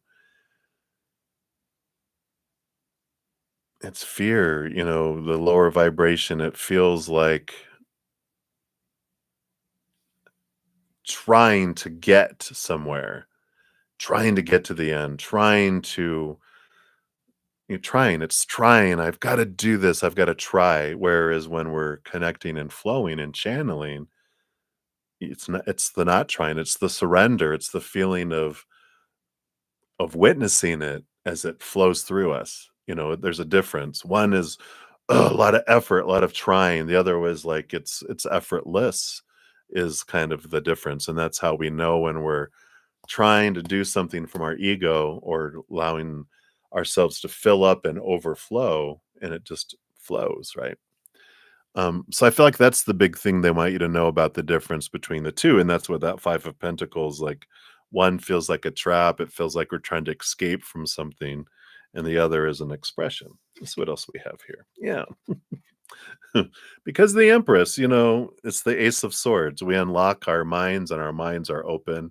It feels like things from the higher realms, and that's that Empress feeling, the feeling of birthing, the feeling of you know it's creativity that flows, and we only have that creativity flow when we're connected to higher vibration. We're in a place of love and gratitude and peace and laughter and joy. It's like just it just flows rather than trying to force something out. And that's the difference. I know, like, whenever if I get into like a busy period where I'm creating a lot of videos and doing things, and I'm like, all right, I got to get this done. I got to get this done off my list. When I'm doing the reading, it feels staticky. It feels like I have to try, and I'm like, oh, okay, shut it off, erase that, get into the place. What's going on here? Get out of the task, boom, boom, boom, boom, and get into the heart, get into the expression. Taking a big deep breath and coming back out of the future that I need to get this done, out of the past, out of the chaos, and then the flow happens, right? And it does come through, right? Yeah.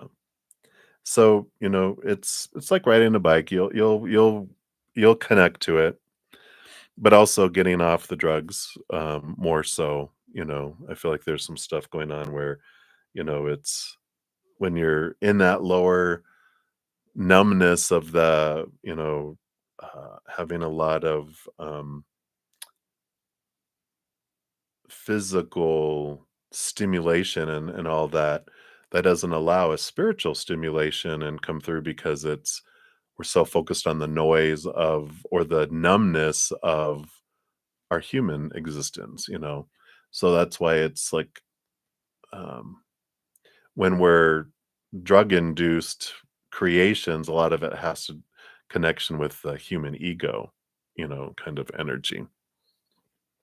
Let's see what else they have here. So what does Gerwin say about finding inspiration from doing something about it? Okay. And then the about from other places. Yeah. And we have the Hierophant, which is seeing things from a different perspective, a different twist, a different um, way of sharing it. Got the Page of Pentacles, which is making it a new creation. And so it's like, and here's the Emperor about getting rid of everyone else's opinion and deciding what we want and putting action and moving forward with it. You often see in a lot of like The Voice and America's Got Talent, Britain's Got Talent, and all these places where a lot of singers go to sing, right? But they take a song, especially in The Voice, where they have their back, they don't know who's singing, and sometimes even the artist of who the original song is sitting there, and they're going, "Wait a minute, is that my song?" And people are going, "I think that's your song." But they've made it such their own that it's like, wow, and they've recreated it, and they're like, "I love what you did with it." And so that is that kind of energy, that comes in there. Um, and so this is really good. I like this that you can, um take a song and make it your own, and a lot of people will do covers of songs, but they'll do a twist to it, and it makes it very different, and I like that. Um, let's see here, let me just make sure here.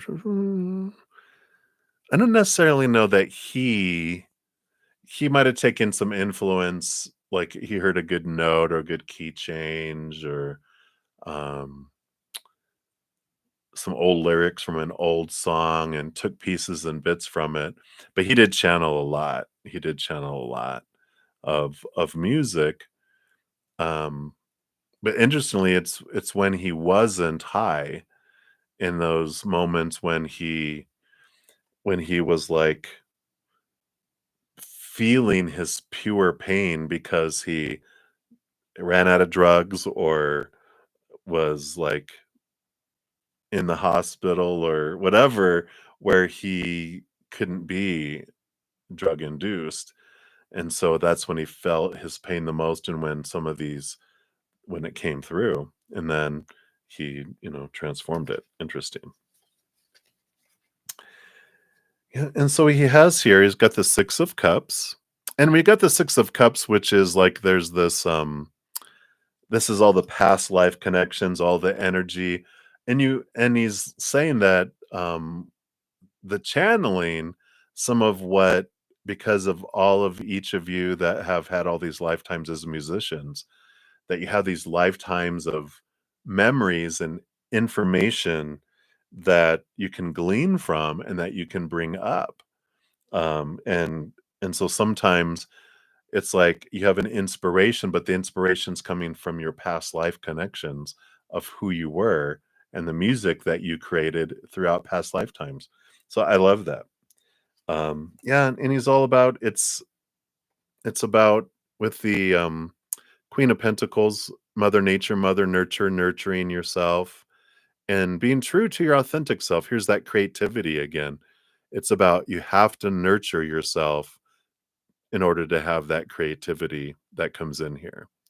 And it very much is this nurturing is the you've got to be mentally healthy, emotionally healthy, energetically healthy, physically healthy to move forward in your dreams. Otherwise, you're just going to spend time in and out of hospitals and um, feeling like you're going down a spiral instead of because you don't create when you're going down, you create when you're going up and expressing, right? Yeah, 4 of Wands, joy, celebration, but also stable energy. We have to get stable to be able to go in the direction that you're wanting to go. Um, through all the creative expression, it's like um, drugs dull our creativity.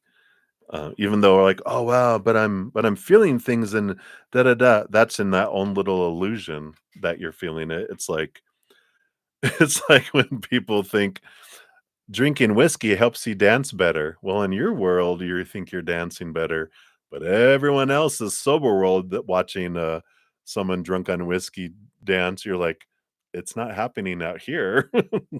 Maybe in that little world, but not out here in reality, right?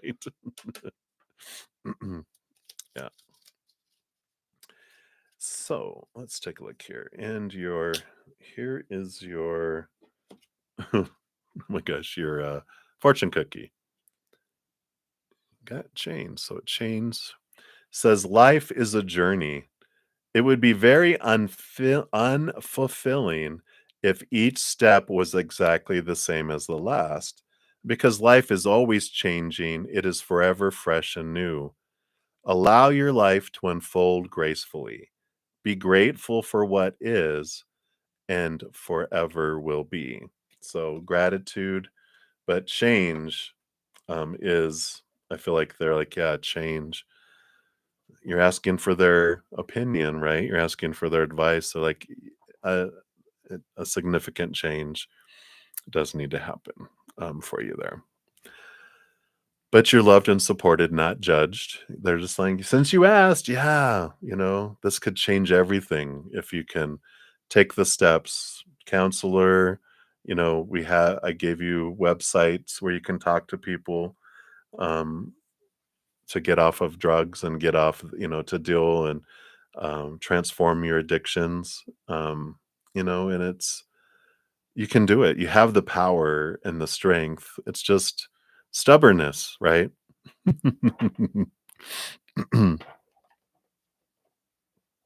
Yeah, so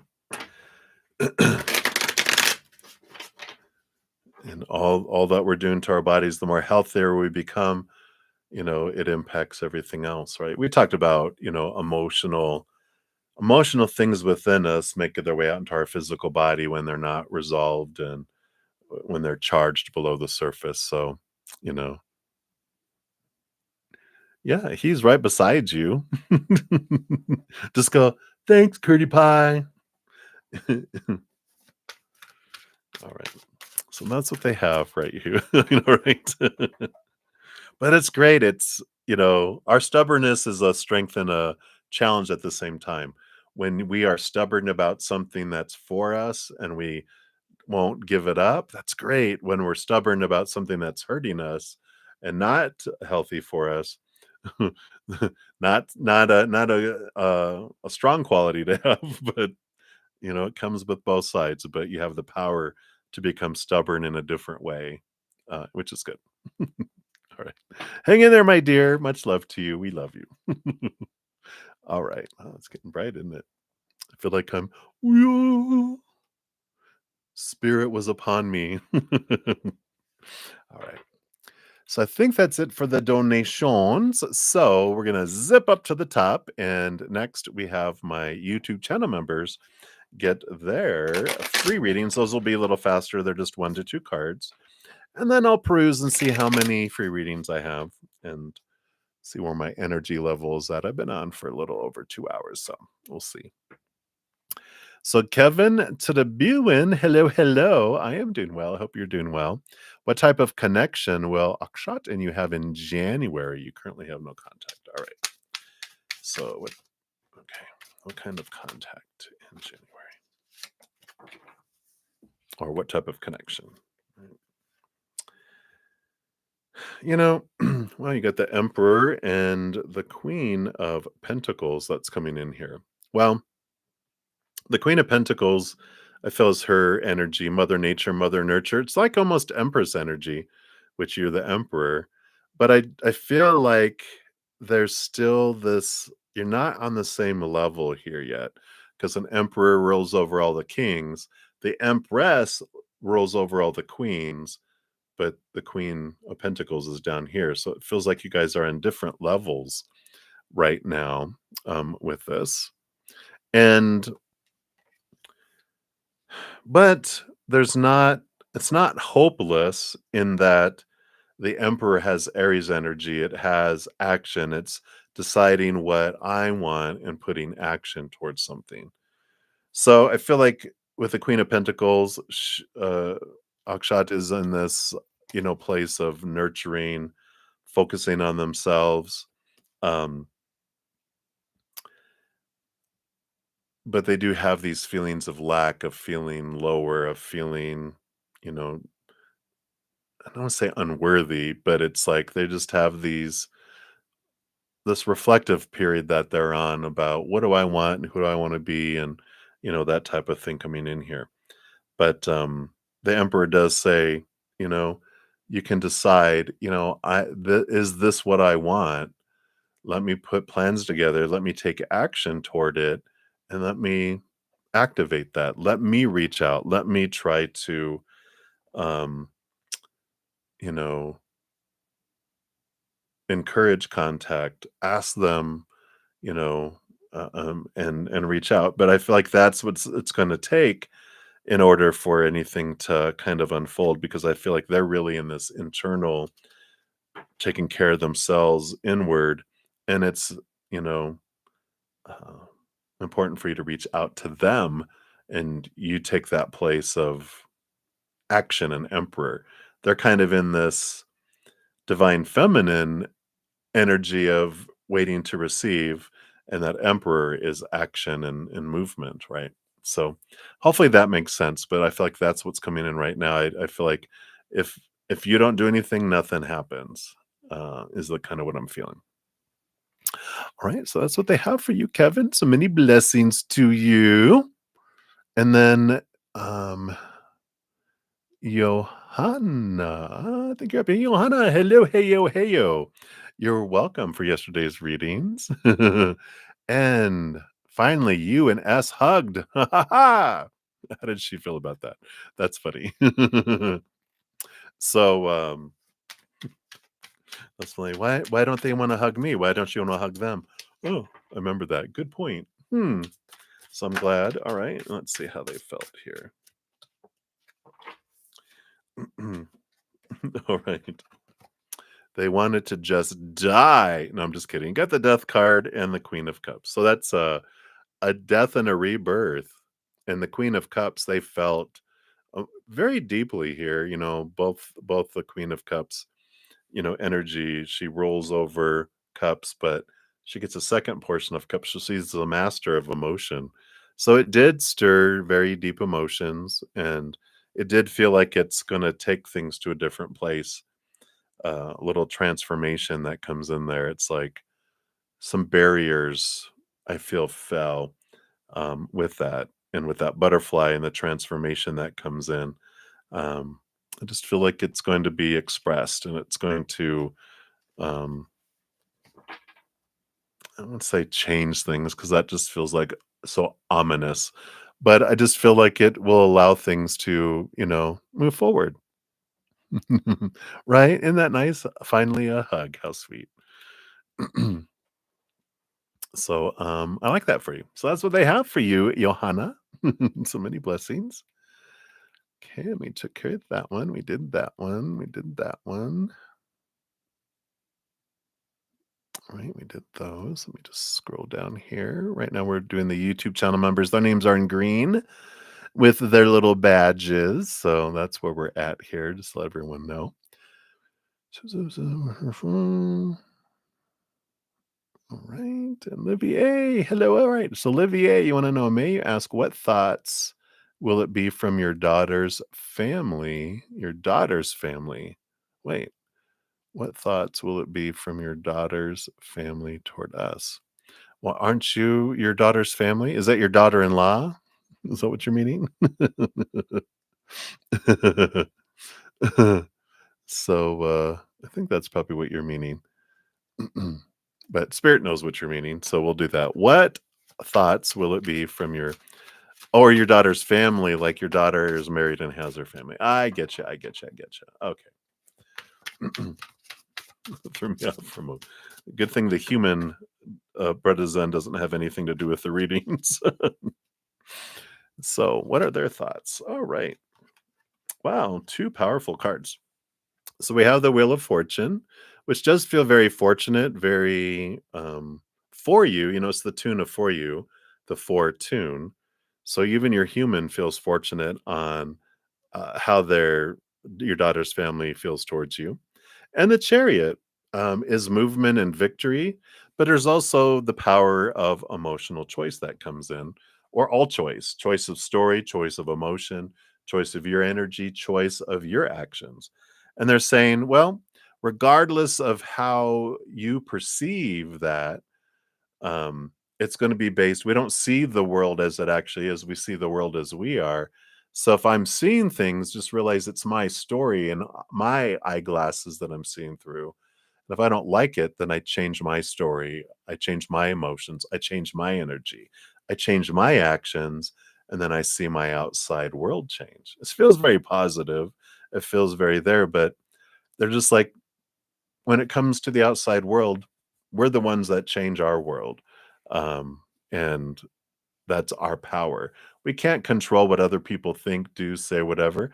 Yeah, we can make it easier or harder for people to choose higher vibration or lower, but you can still give someone the entire world and they can still choose lower vibration.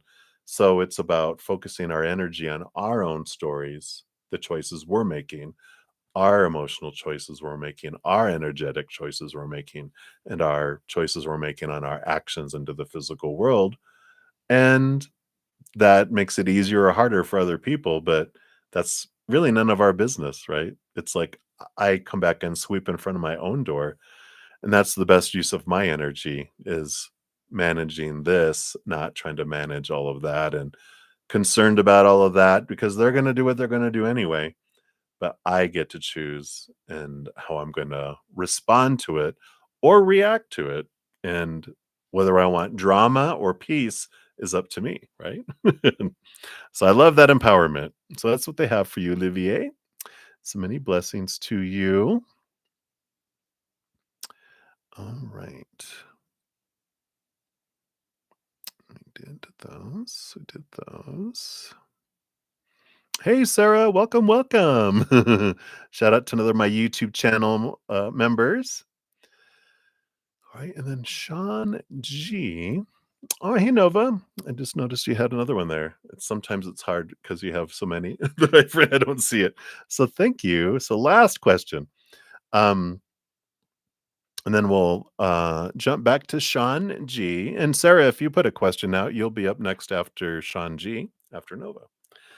All right. So, Nova, thank you for your multiple donations. You're so generous. I really appreciate that. So, for Kurt, what does he want to say about your drug usage? And you take a lot and mix different substances and medications together. Did your soul choose to go through addiction at such a young age? All right. Let's take a look here. And what does Kurt want to say about his substance usage? Anything I could learn from his experiences? Yeah. Yeah, he did mix his drugs, and he ended up doing heroin and some other things, and and then other people encouraged him and nudged him to do even more stuff.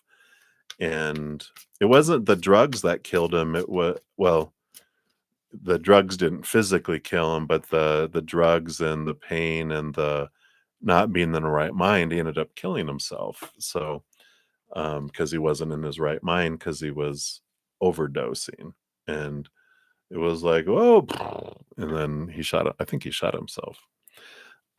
Is what I'm feeling. But so let's take a look here.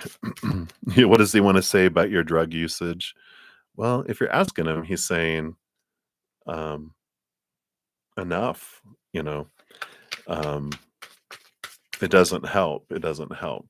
It just helps you end your life. And you didn't come down here this lifetime, to do that. You came down here to help others. And that's the difference, is that he was helping himself in his lifetime. And he was just looking for trying to feel fulfilled in the outside world. Your heart, you came down here as your soul wanting to um, help the world at this time and help transform it. So there's a difference in that. He says, "Can you get me some?" Right? Maybe as Kurt Cobain when he was as the human. Now he's high on spirit because he is spirit. They have no. I mean, they're feeling giddy all the time. They don't even need any. There's no substance on earth that can match that love energy that they feel. That's funny. Who dat? Okay, let's take a look here. What else he has here? So, um, yeah, and then your soul. Did your soul choose this? Let's see what we have here. So we have the Wheel of Fortune. And this is telling me within the high the high priestess on the bottom of the deck. And you've got but you have the 9 of cups, which is your wish, and your, hanged man, which is that transformation card that you got earlier too. Um, which so you knew that there was a possibility with this. I don't feel like it was fated that you would end up with drug addiction, but it was a possibility that your soul fully knew aware of when you came down, right? So it's not it doesn't have to be a part of your life. It was one of many possibilities that it knew because it you knew the pain and the what you would experience when you were younger, and they knew that that was one way that you could respond to it, but there was multiple paths, and they're intertwined. So it's like you might have taken an off ramp into some drug addiction, but there's an off ramp off of that highway to get back onto a different one too. So yeah, so there's a bunch of different different options that comes in. It's all for you, everything we experience is always for us. Um, and it allows us to kind of alter and move back into a in and out of different experiences. There's no right or wrong from spirit's point of view. They don't judge us. There's just different choices with different experiences. But in order for you to live your 9 of cups dream come true, you do have to transform and undo the high priestess. Yeah, he says enough with the drugs. If you're asking him, he goes, what is your, what does he have to say about drugs?" He's like, "Enough. Now is the time. Now is the time to change." Because if you continue going down, down, down, it gets harder as you do that, right? So, with all that. Yeah, and here's the 6 of wands. Here's speed. That's funny. You just put speed addiction. Zzz. You're changing from being a hummingbird. Bzzz. What else do we have here? Yeah. Wow. The devil card is the addiction card in the tarot, and you have the 8 of pentacles, which is taking the steps, putting the blood, the sweat, the tears to overcome the addiction. So, they definitely are encouraging you for your life and for the ease of life. Every decision we make is not right or wrong. There's just different choices with different experiences, and each of our choices brings harder things or easier things, a harder path or an easier path. And whatever we choose is what, unfolds there.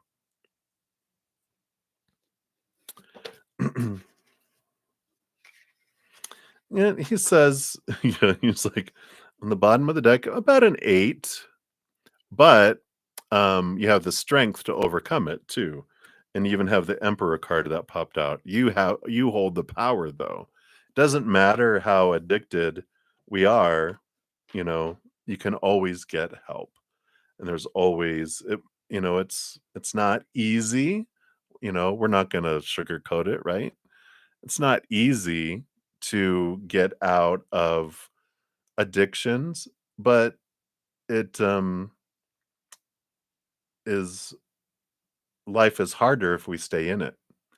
We don't realize the impact that it's having on our bodies and our lives until you're out of it and you're going like, "Wow, I was headed to go off the edge." And it's like, yeah, but so it's worth it if you want to live that dream, right? Um and you came down here on purpose for a purpose, right? So that is what they want you to know there. I don't think there's anything else that you're asking there.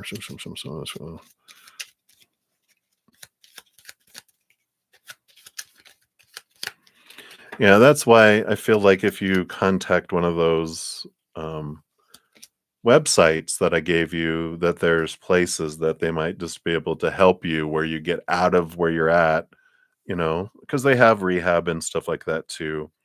And, it, Sometimes that's what it takes just to get away from everything and to be in a spot, and they give you tools, and then they allow you, um, to leave when you feel like you have the tools to be able to do it. Here's your, fortune cookie. It says healing. I, the angel of healing, am with you right now. Feel my presence and my unwavering love for you. I have loved you before the dawn of time, and I will love you for all eternity. So you have an angel of healing that's there to help you too. So it's amazing. Yeah.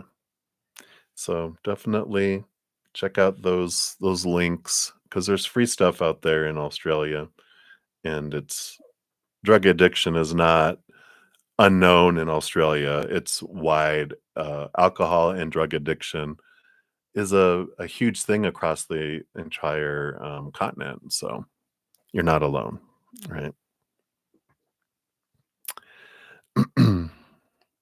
All right. So hang in there, my dear. Do it. Do it. Be stubborn. Be stubborn about going after it. All right. And then Sean G, you are up. So are you right in your feelings towards the situation with S? You be feeling like I'm psychic sometimes. Yeah. Yeah, you definitely with your emotional connection, you definitely are empathic and you do pick up on a lot of information. So let's take a look here. Are you on doing here? Well, yeah, the Six of Pentacles, which does have to do with this. If you're picking up on they struggle with codependency, then yeah, you're right on the button with that. The Nine of Pentacles does show this independence and kind of being alone with spirit. And so there is kind of like this little spirit going, how about we just kind of sit and keep this little distance between, it's like spirit is almost like blocking and saying, let me just sit here and let them work that out first. Because I do feel like there's this tendency to, I would say, become because there's enablers and then there's the I can call them takers, but it's the recipient of the enablers, and they tend to go into that role where they just um, feel like they can't keep up with the giving of the other person, and so they end up going outside somewhere else to try to find someone who validates their low vibration and will take what they're able to give and think it's awesome and a lot. Whereas they feel like when they're in these, they tend to get drawn to people that have a lot of capacity to give, but then they feel inferior to that, and I can't keep up with that, so they end up giving outside of the relationships. And so I feel like they need to overcome that, and spirits like kind of blocking, blocking that or like chiming. It's like the little like a parrot going "Bah, bah, bah, bah, bah," trying to get your attention with cackling or whatever. So if that's what you're feeling, then that's what's coming through. All right.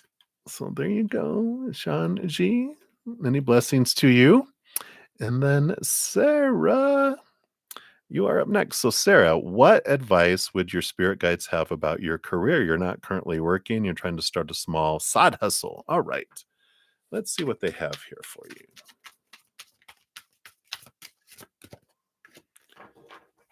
All righty. Okay. So, you do have here, you've got the Emperor, which is, rules over all the kings, including the King of Wands, which is an entrepreneur. And so this does show you here that you have the ability, Aries energy, to start and grow, and you just have to kind of clear the throne room of all the advice givers, these self appointed advisors over your life, and really look at what do you want, not what you think you're supposed to want, but what do you want? Put a plan together and put action into it, and it will unfold. the Emperor has that ability to make things happen and bring in that stability. The Two of Cups does talk about important people in your life. Don't necessarily feel like partnership, like business partnership, but you do have important people around you that can help you. And there are some important relationships to build between people, including with your higher self. And knowing that with the Two of Cups, you have this emotional choice that I get to choose how I feel about something. Because sometimes our fears will hold us back from doing things because we're like, well, if that happens, this is how I have to feel about it. This is the story that has to be around it. But when we step into our emotional power, we don't feel like we have to fit in a box anymore, and we feel like regardless of what happens, I get to choose how I feel about it. So I'm not at the whim of what comes next. I don't fear the future as much because when we do feel like we grow up with a lot of supposed to be's and should be's and need to be's and have to be's around things, or we're taught when that happens, this is how you are supposed to feel. When that happens, this is how you're supposed to feel. When that happens, this is how you're supposed to feel.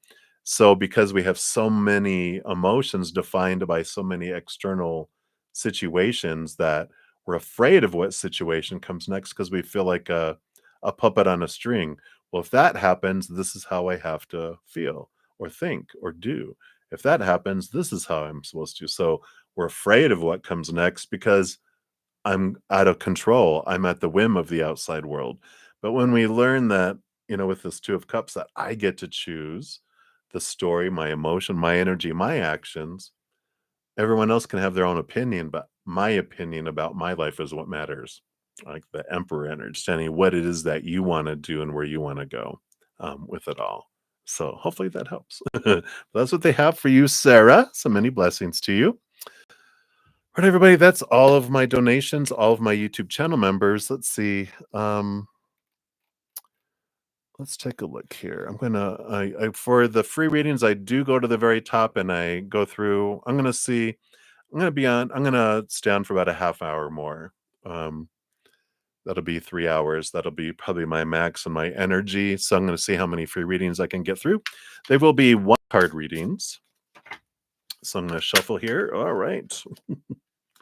And for all of the free readings that I'll get to, and then we'll just kind of go on a speed round, see how many free readings I can get done in 30 minutes. And if you do want to go deeper, you can, a donation of any kind, I do step out and I dive deeper into those. I will be back tonight too at 6 p.m. Mountain Time, and tomorrow as well. Sundays, I always come back on and complete all readings. So if you try to get a reading on Friday and Saturday, and I don't complete them all, definitely come in Sunday. I'll make sure you get a message from Spirit there as well. All right, so here we go. Blah, blah, blah. Kritika Malhotra, you are up next. So, Gaurav's feelings for you, please. You feel like things are changing for the better. All right. Well, you have the King of Pentacles. It is about abundance. It is about fulfillment here. And it does feel like Gaurav is really focused on trying to get things in the outside world full first, right? I feel like they have this long list of prerequisites for before anything romantic happens within their life. I just feel like any kind of relationships they've had have kind of been just temporary things, but in his mind he has this idea that for marriage and for serious relationship I have to have this and this and this and this and this and this in the outside world complete. So I feel like he's really focused on like career and job and money and home and all that stuff he feels has to be in place before a relationship happens. So that's what I feel like is coming in there right now regarding Gaurav. That's his current energy anyway. All right. So I know it may feel like things are changing for the better, but I still feel like they're focused on all that stuff. I don't feel like that's the main goal that they have with relationships. All right. So many blessings. Hang in there, my dear. Right. And I'm just going to quickly put down here to see what was it at about 2:35-ish. I'm just going to put a little thing in here. I'm going to say free readings. Oops. Started around 2 hours. What about 35 minutes, maybe? 35 minutes in. All right. So, Patricia, let's see, what did you say here? Your opinion about your life is what matters. Put a plan in action and do it. Yep, absolutely. That's what we were saying. Yeah, Sean, absolutely. Anyone can donate to dive deeper. Right. So, Patricia, message for the week. You're seeing your family on Thanksgiving. All right. That is next week, right? Well, yeah, the Emperor. We like that energy. This is you are in control of your empire. So when you go see family, just, remember that you're the one that gets to decide for you and your empire, and everyone else gets to decide for theirs. There's this release, it's like I'm going to just sweep in front of my own door and manage my own experiences. I'm not going to worry about trying to please everyone else and all of these other advisors, all these people saying how life should be. You can just nod, like any advisor going, well, I think you should do this and this and this. Well, thank you for that information. I will take that into consideration. What are they gonna say to that? "No, you need to do what I wanted you to do." You're like, "Well, I understand you have strong around that, and I see where you're coming from on that, so I'll think about that. Thank you." Then there's no argument like, "You don't tell me what to do," you know? So I like this stepping into this emperor type of energy, as you go through that experience with your family, right? So that's what they have for you, Patricia. So many blessings to you. And then Jazz, current feelings, Jay's current feelings towards you. Right, they got the Page of Cups. So there is some heightened love coming in here, and they are seeing it in a different way. So it does feel like love is growing, emotion is growing, and they're seeing it from a different place. I do feel like this energy, they feel like the emotions they feel with you is different that they felt before. I feel like they've evolved, they've changed. This is like the first kind of feelings they've had since they've done some good realization, both of head and heart, and you too. I feel like you are seeing it as a different type. I do feel interesting, I don't know why the little fish in the cup makes me think of past life connection, that there's a little extra energy that's there emotionally because I feel like you guys have had past life connection. And that's why it does feel like an upgrade. It feels like something new and different because there's more to it, even below the surface, than from other lifetimes than in this lifetime, too. So I feel like growth and movement, it kind of feels like things are headed upward a little bit there. All right. So that's what's coming in right now, Jazz. Hopefully that helps a little bit. Many blessings. Right. And then let's take a look here. All right. And then Minahil, general love reading. Let's see what Spirit has here for you. All right. So you're the World card here. Last card in the Major Arcana, which is an ending of a major cycle, beginning of a new adventure. And I feel like the full card is like going into this new adventure without restriction, without supposed to be's and should be's and expectations. Allowing yourself, it's like clearing the blinders and going, you know what?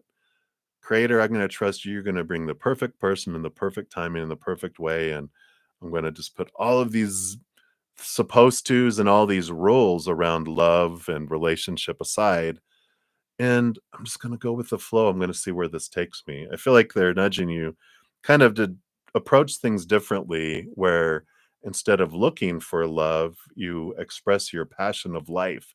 You go do things you love. It's not like you're the difference between trying to fill a position in a company where you're taking resumes and checking and see if they're qualified, which feels like work, instead of living your life and living your passions and bumping into someone who's living their life and living their passions. And there's a spark that happens.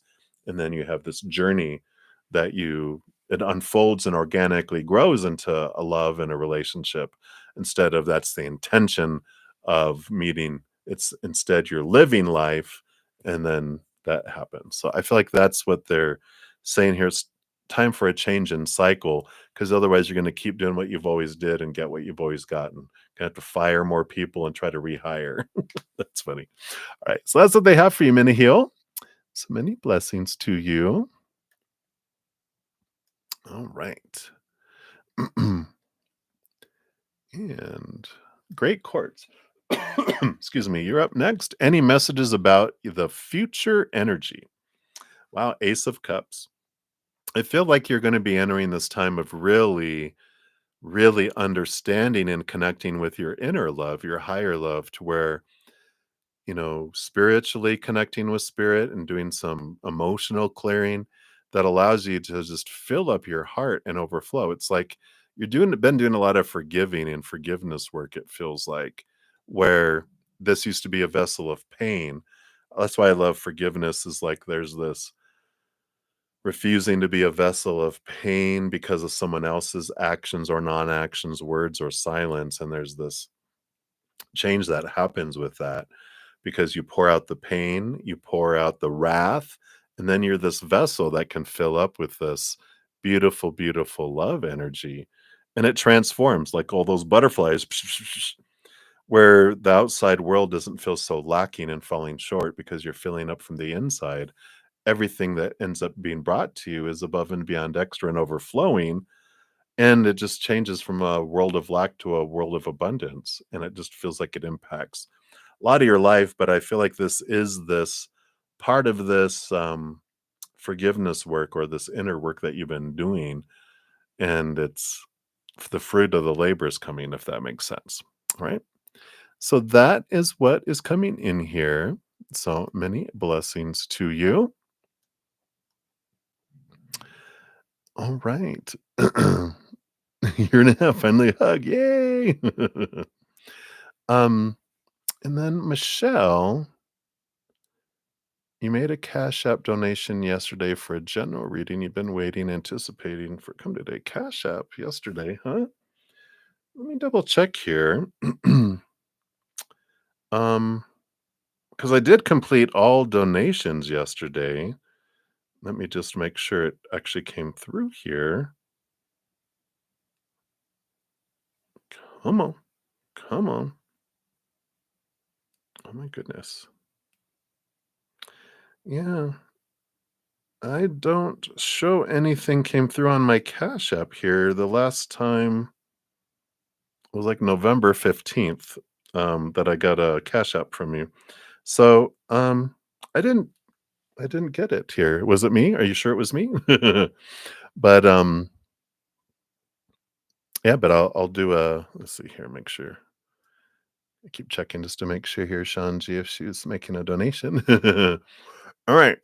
So Michelle, we'll do a general reading right here, for right now, but apologize. For some reason, I don't show a Cash App donation yesterday. But you got the Lover's card here coming in. So this is important. Relationships are really highlighted and pinpointed for you right now. Doesn't necessarily mean romantic. It can mean family, reacquainting with a family member that you haven't kind of been separate from, or they moved away and they're moving back, or you're reconnecting. Could be a new best friend coming in for you too, or a combination of those things. But relationships are very important here. And the emotional power of emotional choice too is kind of circling that and encircling that, that you get to choose what emotion you want to feel in any situation. And the awareness that I don't have to feel any way that I don't want to, even though we've been told a lot growing up, when all these variety of situations happen, that I'm supposed to feel that way when that happens, and I'm supposed to feel that way when that happens. I don't. I can choose to feel any way I want. Just breaking, becoming a emotional rebel. I refuse to feel any way that I don't want to feel. And I feel like there's this big growth that happens through this. And I feel like it helps open up the relationships because of that power, but also some of those relationships are teaching you to open up to that power as well. So it's kind of like you know, a cycle, or catch 22, but it's it is catching it. It's you're coming across these relationships that are teaching you that. And then with you teaching that, it's helping you draw new relationships and higher relationships and expand your relationships too. So hopefully that makes sense. But that's what I feel is coming in for you right now, Michelle. So many blessings. Yeah, and if you find out, you might double check that Cash App because if I didn't get it, where did it go, right? All right.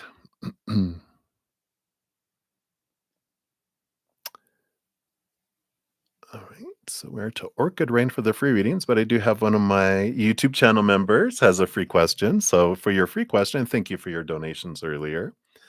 You want to know, will you spend any time with R the upcoming week? The Two of Pentacles does show there is a possibility for it here, but I feel like there's two, like a choice between two different things where you'll have an opportunity to spend time with them, but there's something else that you also have an opportunity to do. And like you have to choose, do I want to spend time with them or do I want to do this other thing? And it's like, I feel like you're kind of going, well, yeah, but this I really like too. There's something that you really want to do. And they're like, well, I can do it at this, but you're like, then you would have to sacrifice that. And you're like, oh, okay, well, maybe another time, you know. Or if you're willing to ixnay the other thing, if it's that worth that to you. But I kind of feel like this is an opportunity for you to just go, oh, well, I already have plans out, during that time. So is there a different time, different thing? Well, no, that's all I have. All right, well, like I said, another time then. It's like not giving up and feeling like you have to sacrifice something in your life for that getting together. It's like, wow, right? So that is what they have for you there, Moonlight. So many blessings. I am working my way down the list. I'm only going to be on for about 15 more minutes, and I have quite a few more free readings. So if you do want to be prioritized, you can either make a donation of any kind using the super chat or one of the four ways listed in the description box of the video, or become one of my YouTube channel members. There's also a link in the description box because they do get priority and for their free questions, and donations get priority as well. And I will complete them in this session. So that's possible. Yeah, might be smart to choose wisely. All right. All right. So Orchid Rain, you're next up for the next free question. Did he take your money and go to the karmic partner? Got the 10 of Wands here. 10 of Wands doesn't feel like a thief as much as I feel like um there's this burden and this change of energy. So it doesn't feel like they stole anything here with the 10 of Wands. It's more they just felt overwhelmed and felt like, and it's funny, are any of these orchids? It's all these flowers.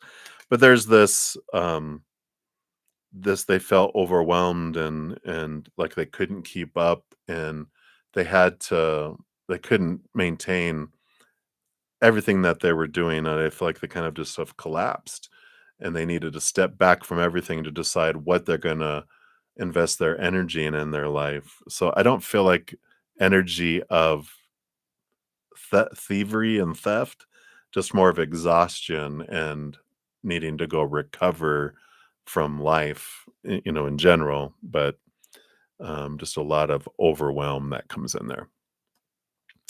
Right. So hopefully that helps a little bit, Orchid Rain. That's what they have for you. So many blessings to you. All right. And then Queen or Keen E, what should you know about your love life? All right. I'll take a look here. We got the Seven of Swords.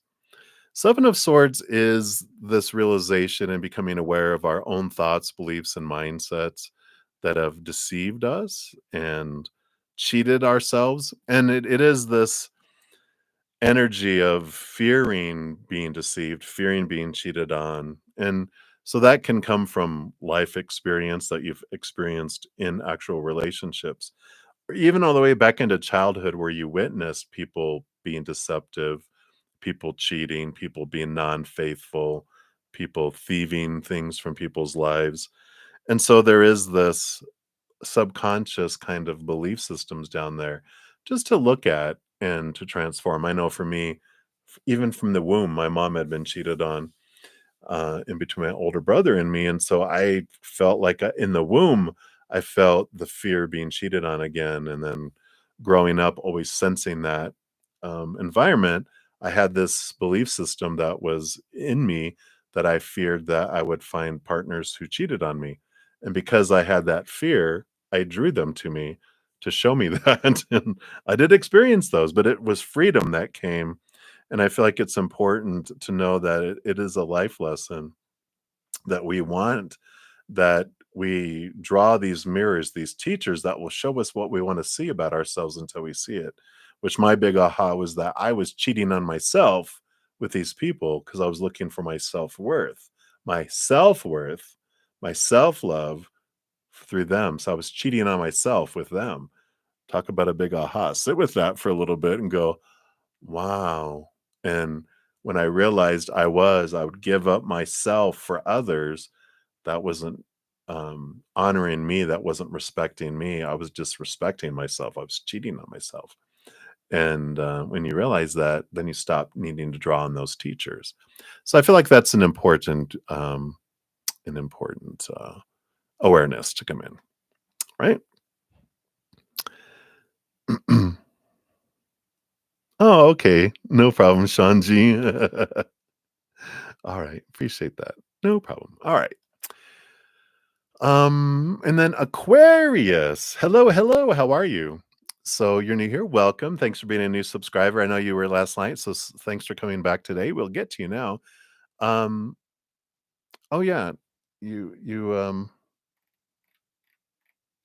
hopefully you I don't see you didn't put a question here. So we'll pull one card. Spirit knows what you're wanting here. So for your question. And if this card doesn't answer your question, feel free to come back tonight. Just always put your question there though.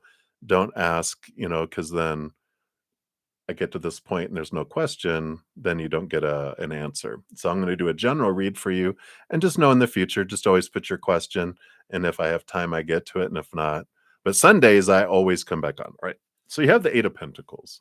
I love this transformative energy that comes in with the Eight of Pentacles.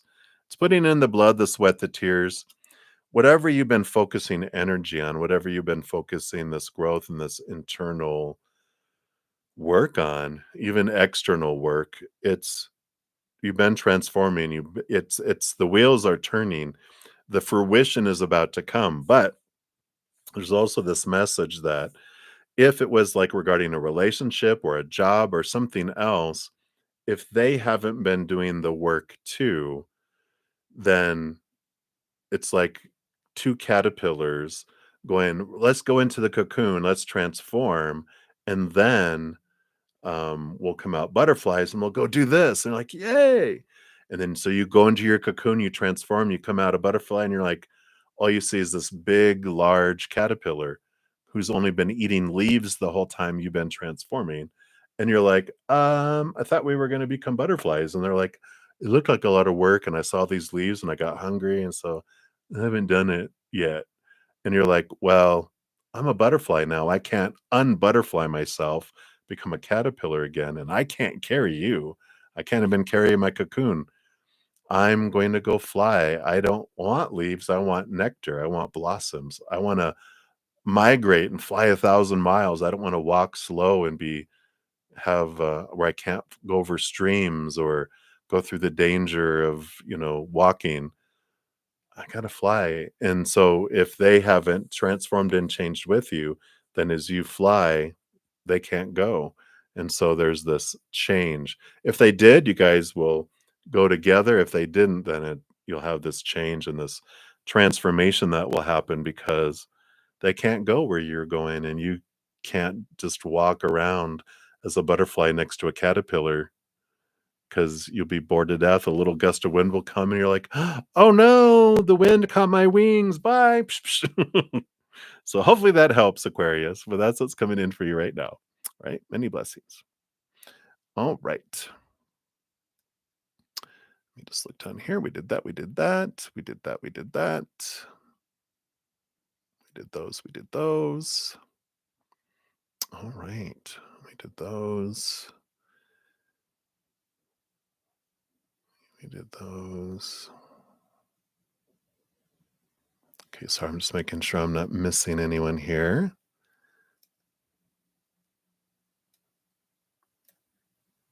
All right.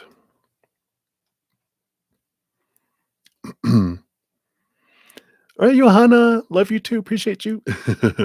So we have Wolf Sci-Fi with Grace, also known as Grace. So any message from your spirit guides? You really need it right now. All right, so let's take a look here, see what they have here. Yeah, we have the Three of Wands. Three of Wands is that you have some new clarity that's going to be coming your way very, very soon. That's going to allow you to want to take a different path than you've been on. The Three of Wands is like, you've been on this road going, and with what information you knew and what energy and everything, you're like, well, this is where I want to head. But new information comes in, new clarity around life and love and yourself and the world and whatever, is zooming around, and you're like, wow, there's this exit that wasn't available before, and I'm going to take this off ramp because I want to go this direction. It's not you being forced to go a direction, it's you being drawn to go a different direction. And you're choosing that. And within this new information and new clarity, it's something that's more in alignment with your soul and your life of where you're wanting to go and what you're wanting to do. So I really like that for you. I just feel like life has been confusing. Life has been like I don't know, just a dust storm and fog all together. And it's like, I don't even know. I feel like I'm having to go really slow on the freeway because I don't know what's up ahead. And it feels like, turbulent. And then you're like, wait a minute, look, there's this clear path and there's sunshine over there. I'm going that direction. And it just opens up and you just go. And you just feel like everything starts to flow. Everything feels brighter and more refreshing. And, you can roll down the windows and not feel like your dust is going to fill your car. You just feel like you can roll the windows and crack up the music and enjoy the adventure. And I feel like there's this significant turnaround that's coming up here for you. So I like that. Right. So that's what they have for you, Grace, also known as Wolf Sci-Fi. So many blessings to you.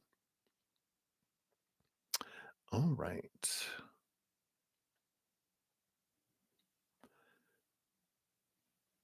All right. So we did those. We did those.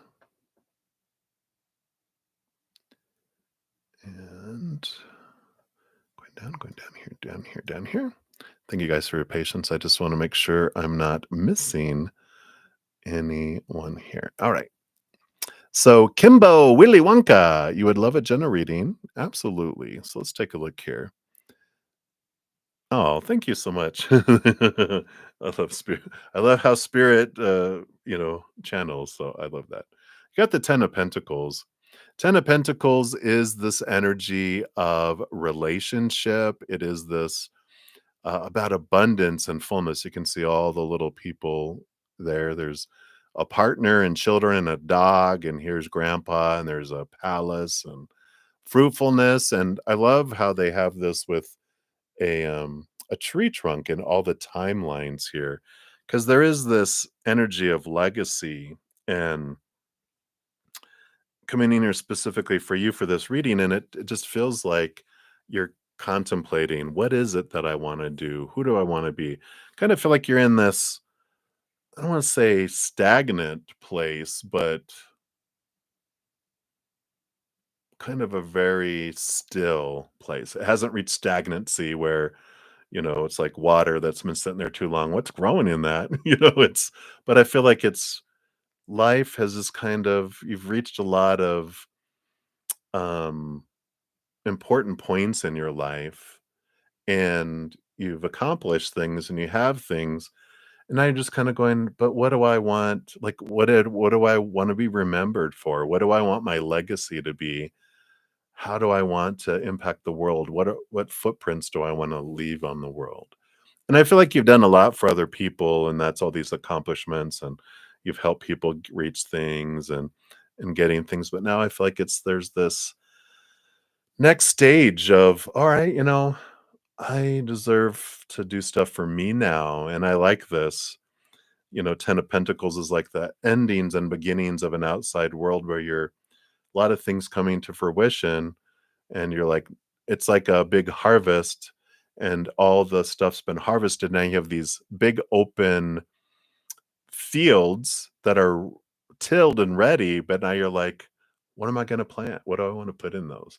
And I feel like it's a great place. And I feel like Spirit's saying there's no right or wrong. There's not like, oh, better do what Creator wanted me to do, or I'm going to be punished. There's none of that. They're like, it's a playground. What do you want to grow? What do you want to leave?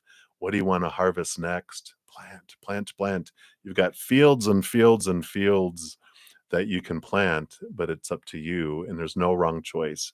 So don't feel pressure, but close your eyes and open your heart if you're unsure of what to do, and you'll get your guidance there. So I love that. All right, so that's what they have for you, Kimba Willy Wonka. I love it. Right, many blessings to you. All right, we did those, we did those, we did those.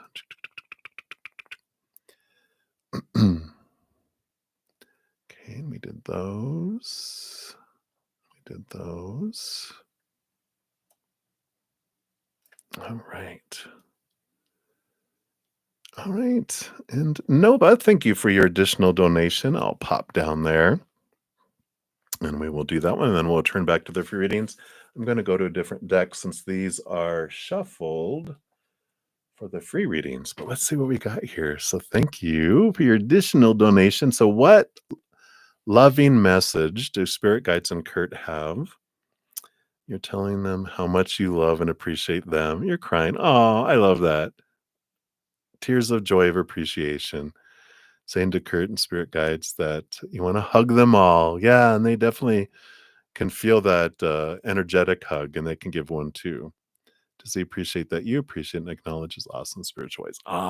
Yeah, the interesting thing about Spirit, and I feel like we're going to pull an oracle, so I don't need to go to another deck, but Spirit and the upper realms, they don't have an ego. They don't have um the it's not that they don't appreciate, but they just don't have a need to appreciate. They're able to honor everything as it is. And so it's like they appreciate everything. They have gratitude for everything. There's not like it's our being, it's who we are. We're naturally grateful for everything is amazing and beautiful. And wow, that's our natural state, right? And so when we're like, look, I gave you love and I so appreciate you. Do you appreciate that I appreciate you? And they're like, sure, I appreciate everything. So yeah, I do appreciate that too, but it doesn't stand out among all the other appreciation that they have, if that makes sense. We don't need to, they don't need to be impressed. They don't need to be convinced to love us or appreciate us or, whatever. They have unconditional love and appreciation for us already. They're like, yeah, I always did. And there's nothing we can do to gain more of it or less of it either. It's so where they have 100% of it, we can't get more of it, if that makes sense. So I love that. I feel like here we want to go to angelic activations. Okay, well that makes sense. So let's take a look here. So what loving messages do they have for you? Let's take a look here.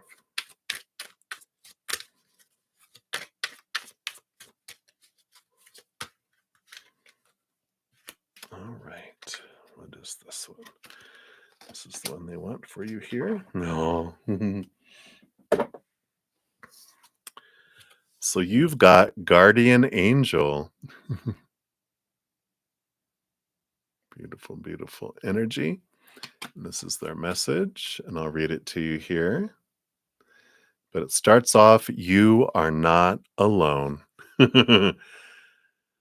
Your guardian angel and all of your angels and all of your spiritual posse up there are here to hold you and support you, but needs to be invited to come forth and guide you. This invitation doesn't have to be issued through prayer. It can also come through your actions. So stop trying to do everything on your own. Let the barriers of independence fall so that you can be held, loved, and cherished by heaven and earth. You can say your activation, you can say, I welcome in all levels of support from heaven and earth. Wow. And let's see what else they have here for you.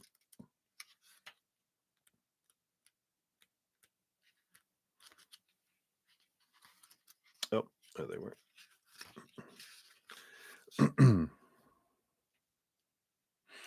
Yeah, your guardian angel is the presence of love that has been with you since your soul's creation. This being of infinite light knows you like no other. And if you're feeling called to get to know your guardian angel, it's because you're tapping into a part of your soul that remembers this presence. For before you were in this life and in this body, you and your angel danced among the stars together. Your angel may reveal their name to you, but the name isn't important. For these beings respond to heart energy. So just by saying, my angel, you bring them to your side. You are an independent soul and have become so used to doing everything on your own that sometimes you push away support that could help you on your way.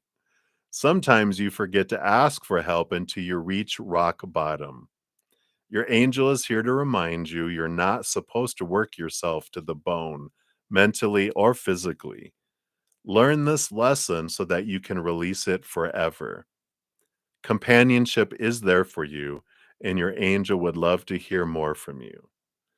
And so that your guardian angel, when your soul was created, originally when your soul was first created, right alongside your soul, a guardian angel was created.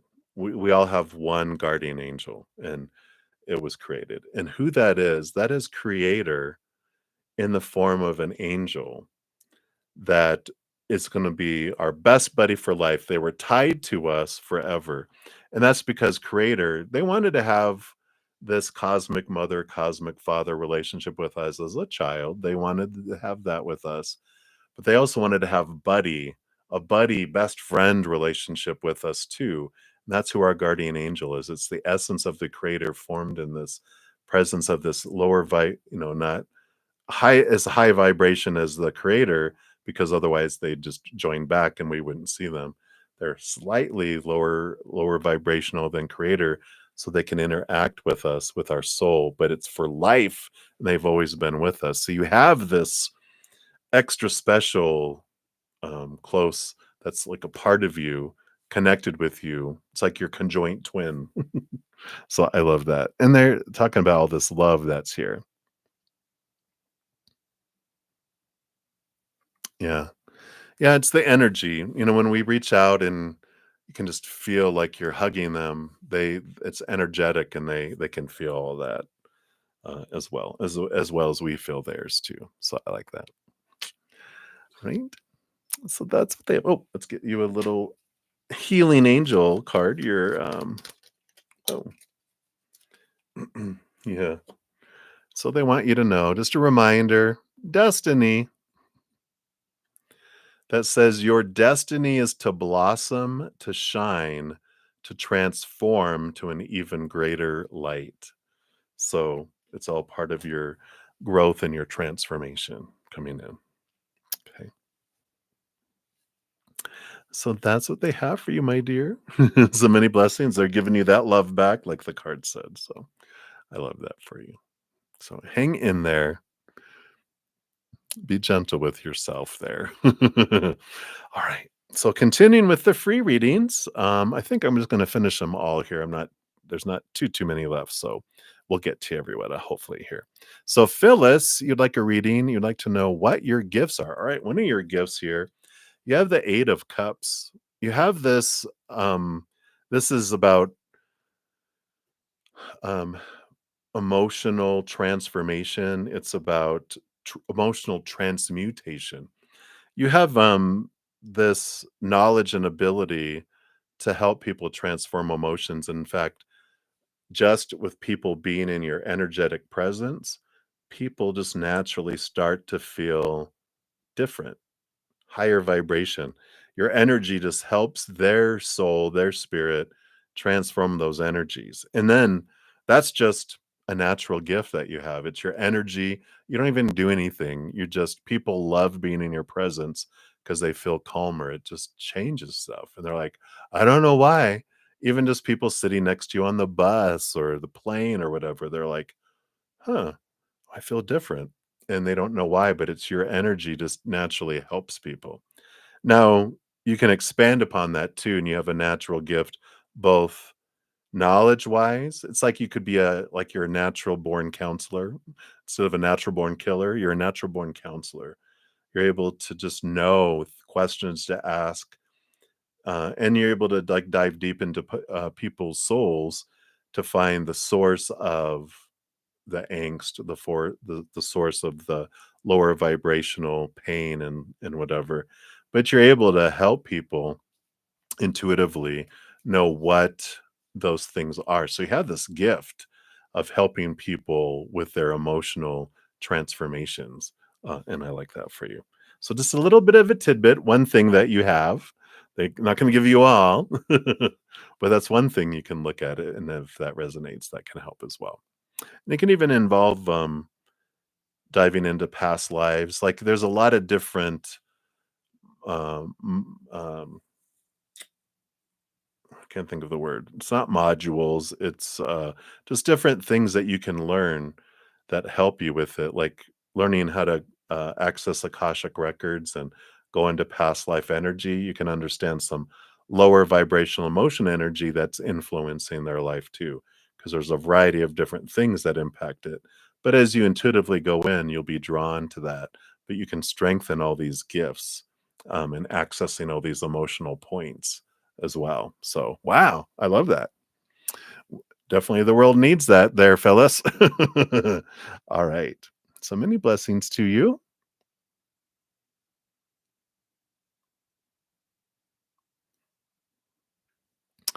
All right. So let's see. Okay, we're right there. Lost my place. So we got here. Boom, boom, boom. We did that one. All right. So joyful 28. Let's see. You wanted to thank you so much. Oh, for the womb visualization for sleeping, you tried the cone of silence. You loved them both. Oh, good. I'm so glad those helped, joyful. That's great. The cone of silence. All right. Right. And then Rhonda, hello, my friend. If you get to me, you'd like to know what you should be working on coming up. Okay. Well, so what could you be working on coming up? You have the King of Cups, which is balancing of the head and the heart that are coming in here. And so, it's really this, oh, you know, awareness around, that, what they're showing me here is our emotional center develops first, and then when our mind develops, one emotion can create 1,000 thoughts and belief systems or whatever. And I feel like they're saying here the balance is that, returning back to the emotions and even returning back to your own ship helps you with this. Um, because if we're all ships on an ocean and we leap off of our ship to go to other people's ships, our ship goes off course and we can't get on other people's ships and we end up swimming back after our own boat and getting on it because we can only focus on our own emotions and going back and sitting in those old places and then transforming thoughts. One emotion transformed will transform 1,000 thoughts automatically. One, if we try to go into our minds and transform 1,000, we never get to the emotion that created those. But if it's like saying going into the emotional transformation is important for you, and like get out of your head and just get into your emotions. Something that can help with this. Try this. If you have something that triggers and you have this emotion that triggers and you're like, "Oh, this is uncomfortable, it's lower vibrational. I don't like it. I want to transform this." Then we think about, when did I feel this the last time? Not when I went through the experience that created the emotion or that the emotion expressed itself, but when did I feel that emotion? Because, like betrayal, I can feel betrayal from someone cheating on me, from a best friend talking about me behind my back, for a boss not, giving me the promotion they told me they were going to do and I worked so hard for, a best friend that ends up sleeping and dating someone that they knew you liked. There's all these types of betrayal, right? But we keep on thinking about, when did I feel it? When did I feel it? When did I feel it? We'll eventually get back into our emotional body, child, 7 years old and younger, and go, oh, there's the original betrayal that's been echoing out. And if we transform that by forgiving it and looking at it, then that like stops the echo, but it also transforms all those thoughts. So hopefully that makes sense. But I feel like that's what you can be looking at. And it's something easier to do instead of trying to figure out all that myriad of, it's like all these necklaces that are all lumped together and you're trying to separate it all. It's like, oh my gosh, this is going to take forever. But if we get into the emotion, we can transform things a lot more. So that's what they have for you, Rhonda Rhonda. So many blessings to you. All right. Let's continue down here. Let me just see here.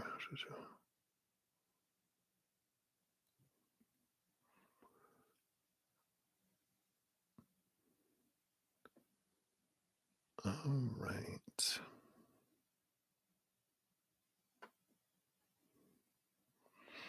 And Shan L, if you're still here, pop a question. Oh, there it is. I see one down here anyway. Never mind. I saw you asking if it was open, and then here you'd like a general reading. There you go. So Shan L, you are up next. So you have the Ace of Wands. Powerful, powerful energy coming in here. And this is about stepping into your power and a great, realization of that whatever you focus on is what grows and expands.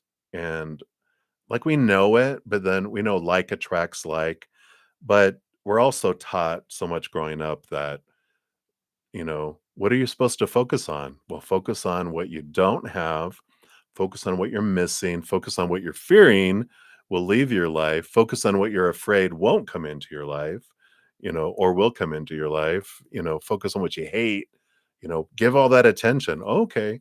Well, when we do that, we expand it all. We push things away that we miss.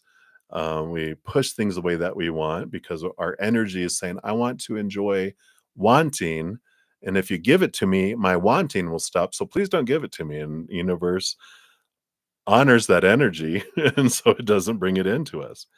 But if we change our vibration, which we can focus on gratitude for what is. And we can ask once, Creator, I'd like a new job where I make good money and everything. And then we don't have to ask more than once because that becomes wanting. We just start having gratitude that you're going to bring me the perfect job in the perfect timing in the perfect way. In fact, I'm going to focus on everything I've been grateful for in jobs of the past. Or if I want a relationship, I'm going to focus on all the things I loved in the relationships in my past. And again, trust in, the creator is going to bring the perfect person in the perfect way in the perfect timing, right? And then gratitude, joy, laughter, the higher vibration, it draws in things that match that. Lower vibrational things slow our life down. Higher vibration speeds things up and brings things in faster for us too. So I like this Ace of Wands. It's like realizing, and where am I focusing my energy? Because my energy every moment is going out. But what am I looking at? These just show me like someone with a fire hat on. the giant fire hose stuck to the top. Whenever you look is where your energy goes and expands it. So if you go, why is that thing growing up? Spirit go, well, quit looking at it. And I'm like, oh, look, that's growing. But why was that thing growing? Why is it growing again? Spirit's all, don't focus on that. Focus on what you do want, not what you don't want. And then that expands and draws more of it in. So I like that for you, Shan. That's what they have for you right now. So many blessings to you. All right. And then Sherry, you said you'd like to ask for a general read. So, Sherry, for right now, for you, got the Page of Pentacles. So, there are some new opportunities that are coming your way and opening up. And this has to do with, well, it originates and comes from, and you can even see this little dragonfly on the flower there, which is you've been working and altering how you're seeing yourself. It's like your self-worth and your self-love has been expanding. And the more you do that, the more you focus in on that, the more the way you look at your worth in relationship to the outside world is changing and shifting, which is opening up new opportunities. It's like you had a limited view of yourself, and there's all these opportunities out here and all these opportunities out there. And now that you're opening up the view of who you are and you're seeing how expansive and priceless you are, you're like, wow, new opportunities are coming your way. You're going to start seeing them pop up all over the place. And I feel like they're saying you've actually, what I love about dragonflies is they skip a step compared to butterflies. Butterflies, born an egg, caterpillar, cocoon, chrysalis, butterfly. Dragonflies are, they're laid as little dragonflies. They become little dragonfly nymphs in the water. And then suddenly out of nowhere, they're like up on a leaf, wings, psh, bye. Psh. They skip the cocooning stage. And I feel like this is what they're saying here is like you've made such leaps and bounds on your inner journey and on the shadow work and the effort that you put in that you're like you skipped a grade like in school. You did so well, you're going to enriched math, and here comes the benefits from that. So just like I almost feel like it's a kudos, a high five, a fist bump, a group hug, just letting you know that it's been worth it and that you will see the fruit of your labors come in, and it wasn't a fluke. It's because of what your energy you've put in. You're getting the results from it. So I love that. Yeah, I know, right? Boom, boom, high five. All right, so that's what they have for you, Sherry. Sherry, many blessings to you. All right. All right. So let's take a look here. And who that you said, can you play too? But I don't see a question. So if you're still here, pop a question in there. If you have one.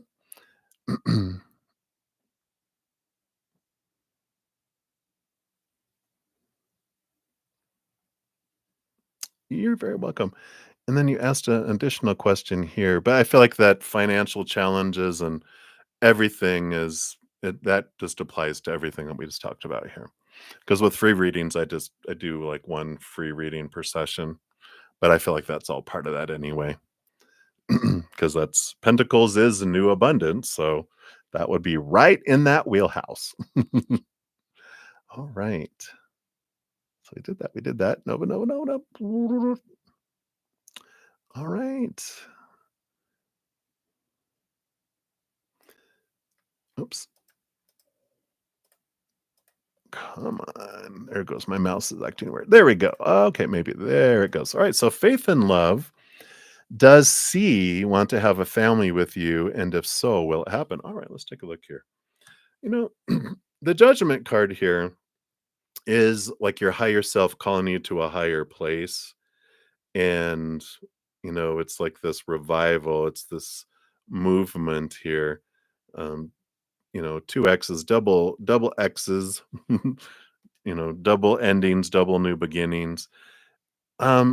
I don't feel like that is a positive, with here. This is like seeing things differently, you get clarity, things change, your higher self calls you somewhere else. So I don't feel like they do, and that it does come to fruition. I feel like you're drawn somewhere else here in your life, um, outside of C. So I don't feel like that is that. So sorry, faith and love, but I don't feel like that kind of energy with this. It's there's something more out of your life than that situation. All right. So that's what they have for you. So hang in there. Many blessings. Hey, Jamie's cow. Hello, hello. Welcome. Thanks for being new. All right. Yeah, I'm finishing up here. So yeah, I'm going to have to cut it off somewhere here. I've been on 3.5 hours. But definitely put your questions here. Um, and um, and I'll finish these up here. So let's see here. Let's see. I did that one. Right. So who's that? You just joined a dating site. Run for your life. All right. Will you find the one? All right. Wow. Well, you have the 9 of cups, which is a dreams come true kind of energy here, which is a miracle in itself. It's like, what? Wow, miracle of all miracles. I feel like you will find someone who feels like a dream come true for you here, someone who fills all those individual cups. I feel like you know, you don't have a low bar. It's like your expectations are like, what do you look for in someone? It isn't like, are they breathing? Good. All right, we're good. I feel like there's like a lot of you meet someone that meets a lot of these energies here. So which is not normal for a dating site. But I feel like you meet someone that is like, I went on there as a fluke and a joke because I have like whatever. Fine. I went on it for a dare of like my best friend. And you're like, yeah, I didn't think I'd find anyone either. And you're like, wow, there are, if you're on there are other people on there like ourselves, but it's very far and few in between, and it is like a needle in a haystack, but I feel like this is what comes in here. So I know, scary, oh no. Run, run.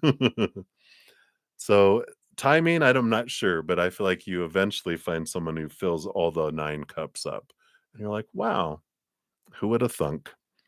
So I like that for you. Who dat? So many blessings to you. All right. And then Sassy Libra, yeah. Okay, you did pull one there. Okay, good. So you have one there.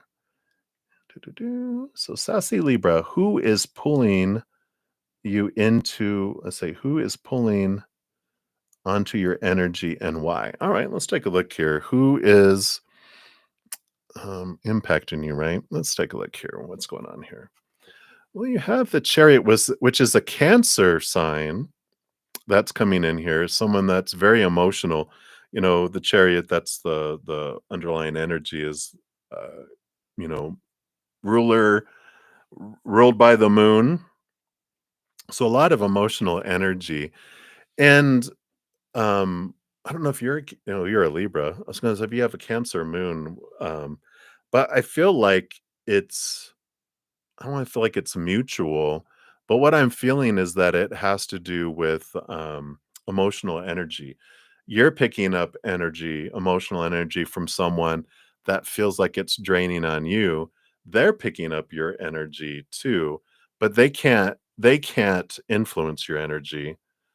Just your picking up other people's energy impacts you because your emotional energy is, impacted by that. Because no one can be like a energy vampire. They can knock on our door and we can open it up and they're like, "Can I come in?" And you're like, "Sure." And then, rah, but we can uninvite them too. But we're the only ones that can give away our energy. No one can take it from us or influence it, right? Something that might help. I'm not sure if I've ever shared this before, but for any other big empaths out there, I've got it's the empathic bubble and the real gift of an empath, which I'll put down here. If you guys are interested, you can check that out. But definitely it can help us put up a bubble where we don't take on other people's emotions, but we realize what are our own emotions. What are the emotions I'm picking up from other people? And then in me picking up other people's emotions, what of my subconscious inner child charged emotions that are below the surface? Are they going, oh, we have that too? Look. And you're like, "Whoa, what are you doing?" So sometimes that activates some of that energy that comes in as well. Um, so that's kind of the why of how the energy is impacting it. But, if you check out those 2 videos, one it of course, the empathic bubble talks about what we just talked about a little bit, more detail, and the real gift of an empath talks about why we have such strong emotional energy and what we can do with it, which is the real gift of an empath. Because sometimes when you're picking up everyone's emotions as an empath, you think, this gift sucks. But that's just a small piece. We have tools that we can make it not so sucky, but that's just a small piece. The bigger portion of our abilities of an empath is how we can push out higher vibrational energy and change the energy of a room. We can't change how people will choose, but it does make it easier for people to choose higher vibration when we come in with this beautiful love energy. Or if we come in with sucky lower vibrational energy, we can help bring down our room too, which does not feel good. All right. All right. You're very welcome, Sassy Libra. That's what they got for you. So many blessings. All right. And then Jamie's Cowboys, you're up. So who is taking all your energy? I need to ground myself better. And are they spiritual gifts? Oh, cool. So what I just talked about, Jamie, can apply to you as well. It's like you both are kind of experiencing kind of the same energy, right? But who is taking all your energy? No one can take our energy, but um we can be being triggered by someone and we're giving away our energy, right? So we can get that more here too. You got the 2 of wands. So I do feel here that there is 2 people that are drawing your energy into lower vibration. Um, People who just know the right things to say, right? The right things to say just to button pushing, right? So I feel like there's 2 people that kind of just know, and it's not like they do it on purpose, but they when they feel unsafe, when their little inner child feels unsafe and out of control, they just, knock out their compassionate, loving, intelligent side.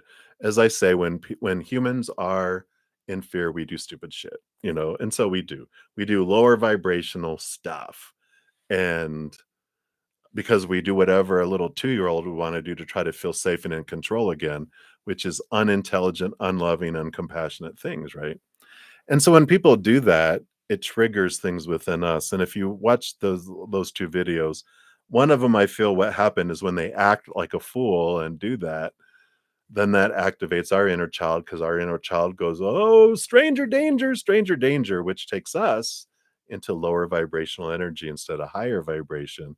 And so it's like our inner child reacting to other 2-year-olds expressing themselves, which is draining to us, right? Because it takes energy for you to bring them back up and dealing with the little inner child who's having a tantrum, right?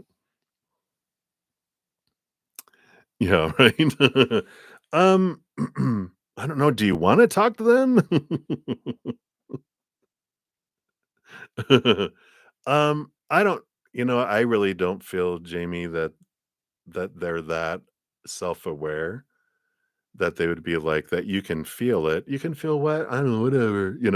I feel like they're more um, more self-consumed, and they're like, "What? You were feeling what?" No, but let's talk about what I was feeling. It's always comes back to them because that's where they're in their life, right? They're more like almost in 2-year-old child self a lot, and so they need a lot of their own attention and own nurturing, and so that's why that feels, kind of that way. where it's like, "Oh my god," right? Um, so I do feel here that, that um they won't do that, like, reaching out because they're all self-consumed, right? They're like, "No, no, no, I gotta take care of me." And I feel like they're more of, a grass fire energy, which is they only know how to consume, so they can only move forward, they don't go backward, right? They fire can't burn backwards because there's no fuel left, so it always moves forward, forward, forward. And that's kind of their consuming energy, that's, coming in there. So, um, I don't know names, but I have some letters here. Let me see if this, how this works.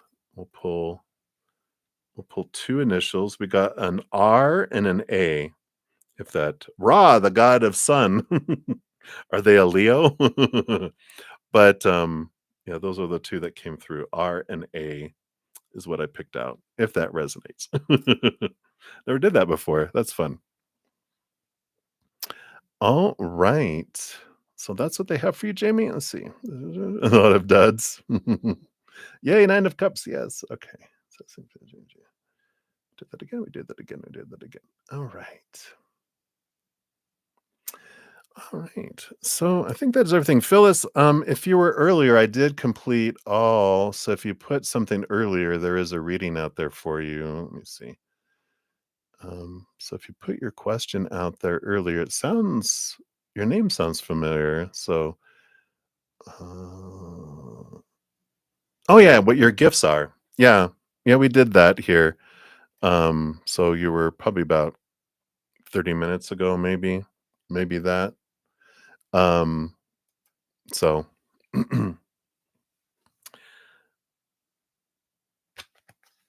So that, you do have, yeah, you just have to rewind a little bit. Yeah, you got the 8 of cups, so if you're looking on the video, if you see a card with the 8 of cups, um, was it the 8 of cups? Yeah, it was the 8 of cups, 'cause it has to do with emotional transformation is one of the gifts they were talking about for you, so if you see that, that was yours. Alright. You're very welcome, Olivier, and everybody. Are you friends with them? I wouldn't I don't know, I wouldn't say, like, friends as much as acquaintances. I don't feel like it's, like, someone you know like this, I just feel like it's someone in your area, if that makes sense. Alright, everybody. I've been on for 3 hours and 42 minutes, and I am hungry, and I'm gonna go eat, but I will be back tonight at 6 PM Mountain Time, and then tomorrow too at 11 AM Mountain Time, so if you'd like to join me then, please come join. I'd love to see you. Um, and if you're interested in becoming one of my YouTube channel members, there's a link down below. There's a lot of extra stuff that we do, and I won't go into all of it now since I'm hungry. And then also, I offer personal readings, and that there's a link down below for that too. So, um, so remember, as you're going through this amazing, amazing adventure, that every second of every day of your lives, you truly are eternally and unconditionally loved by the Mother and the Father of all things, our Creator. And of course, I love you guys too. So until I see you again, much love. Hang in there. Take care of yourself. We'll see you soon.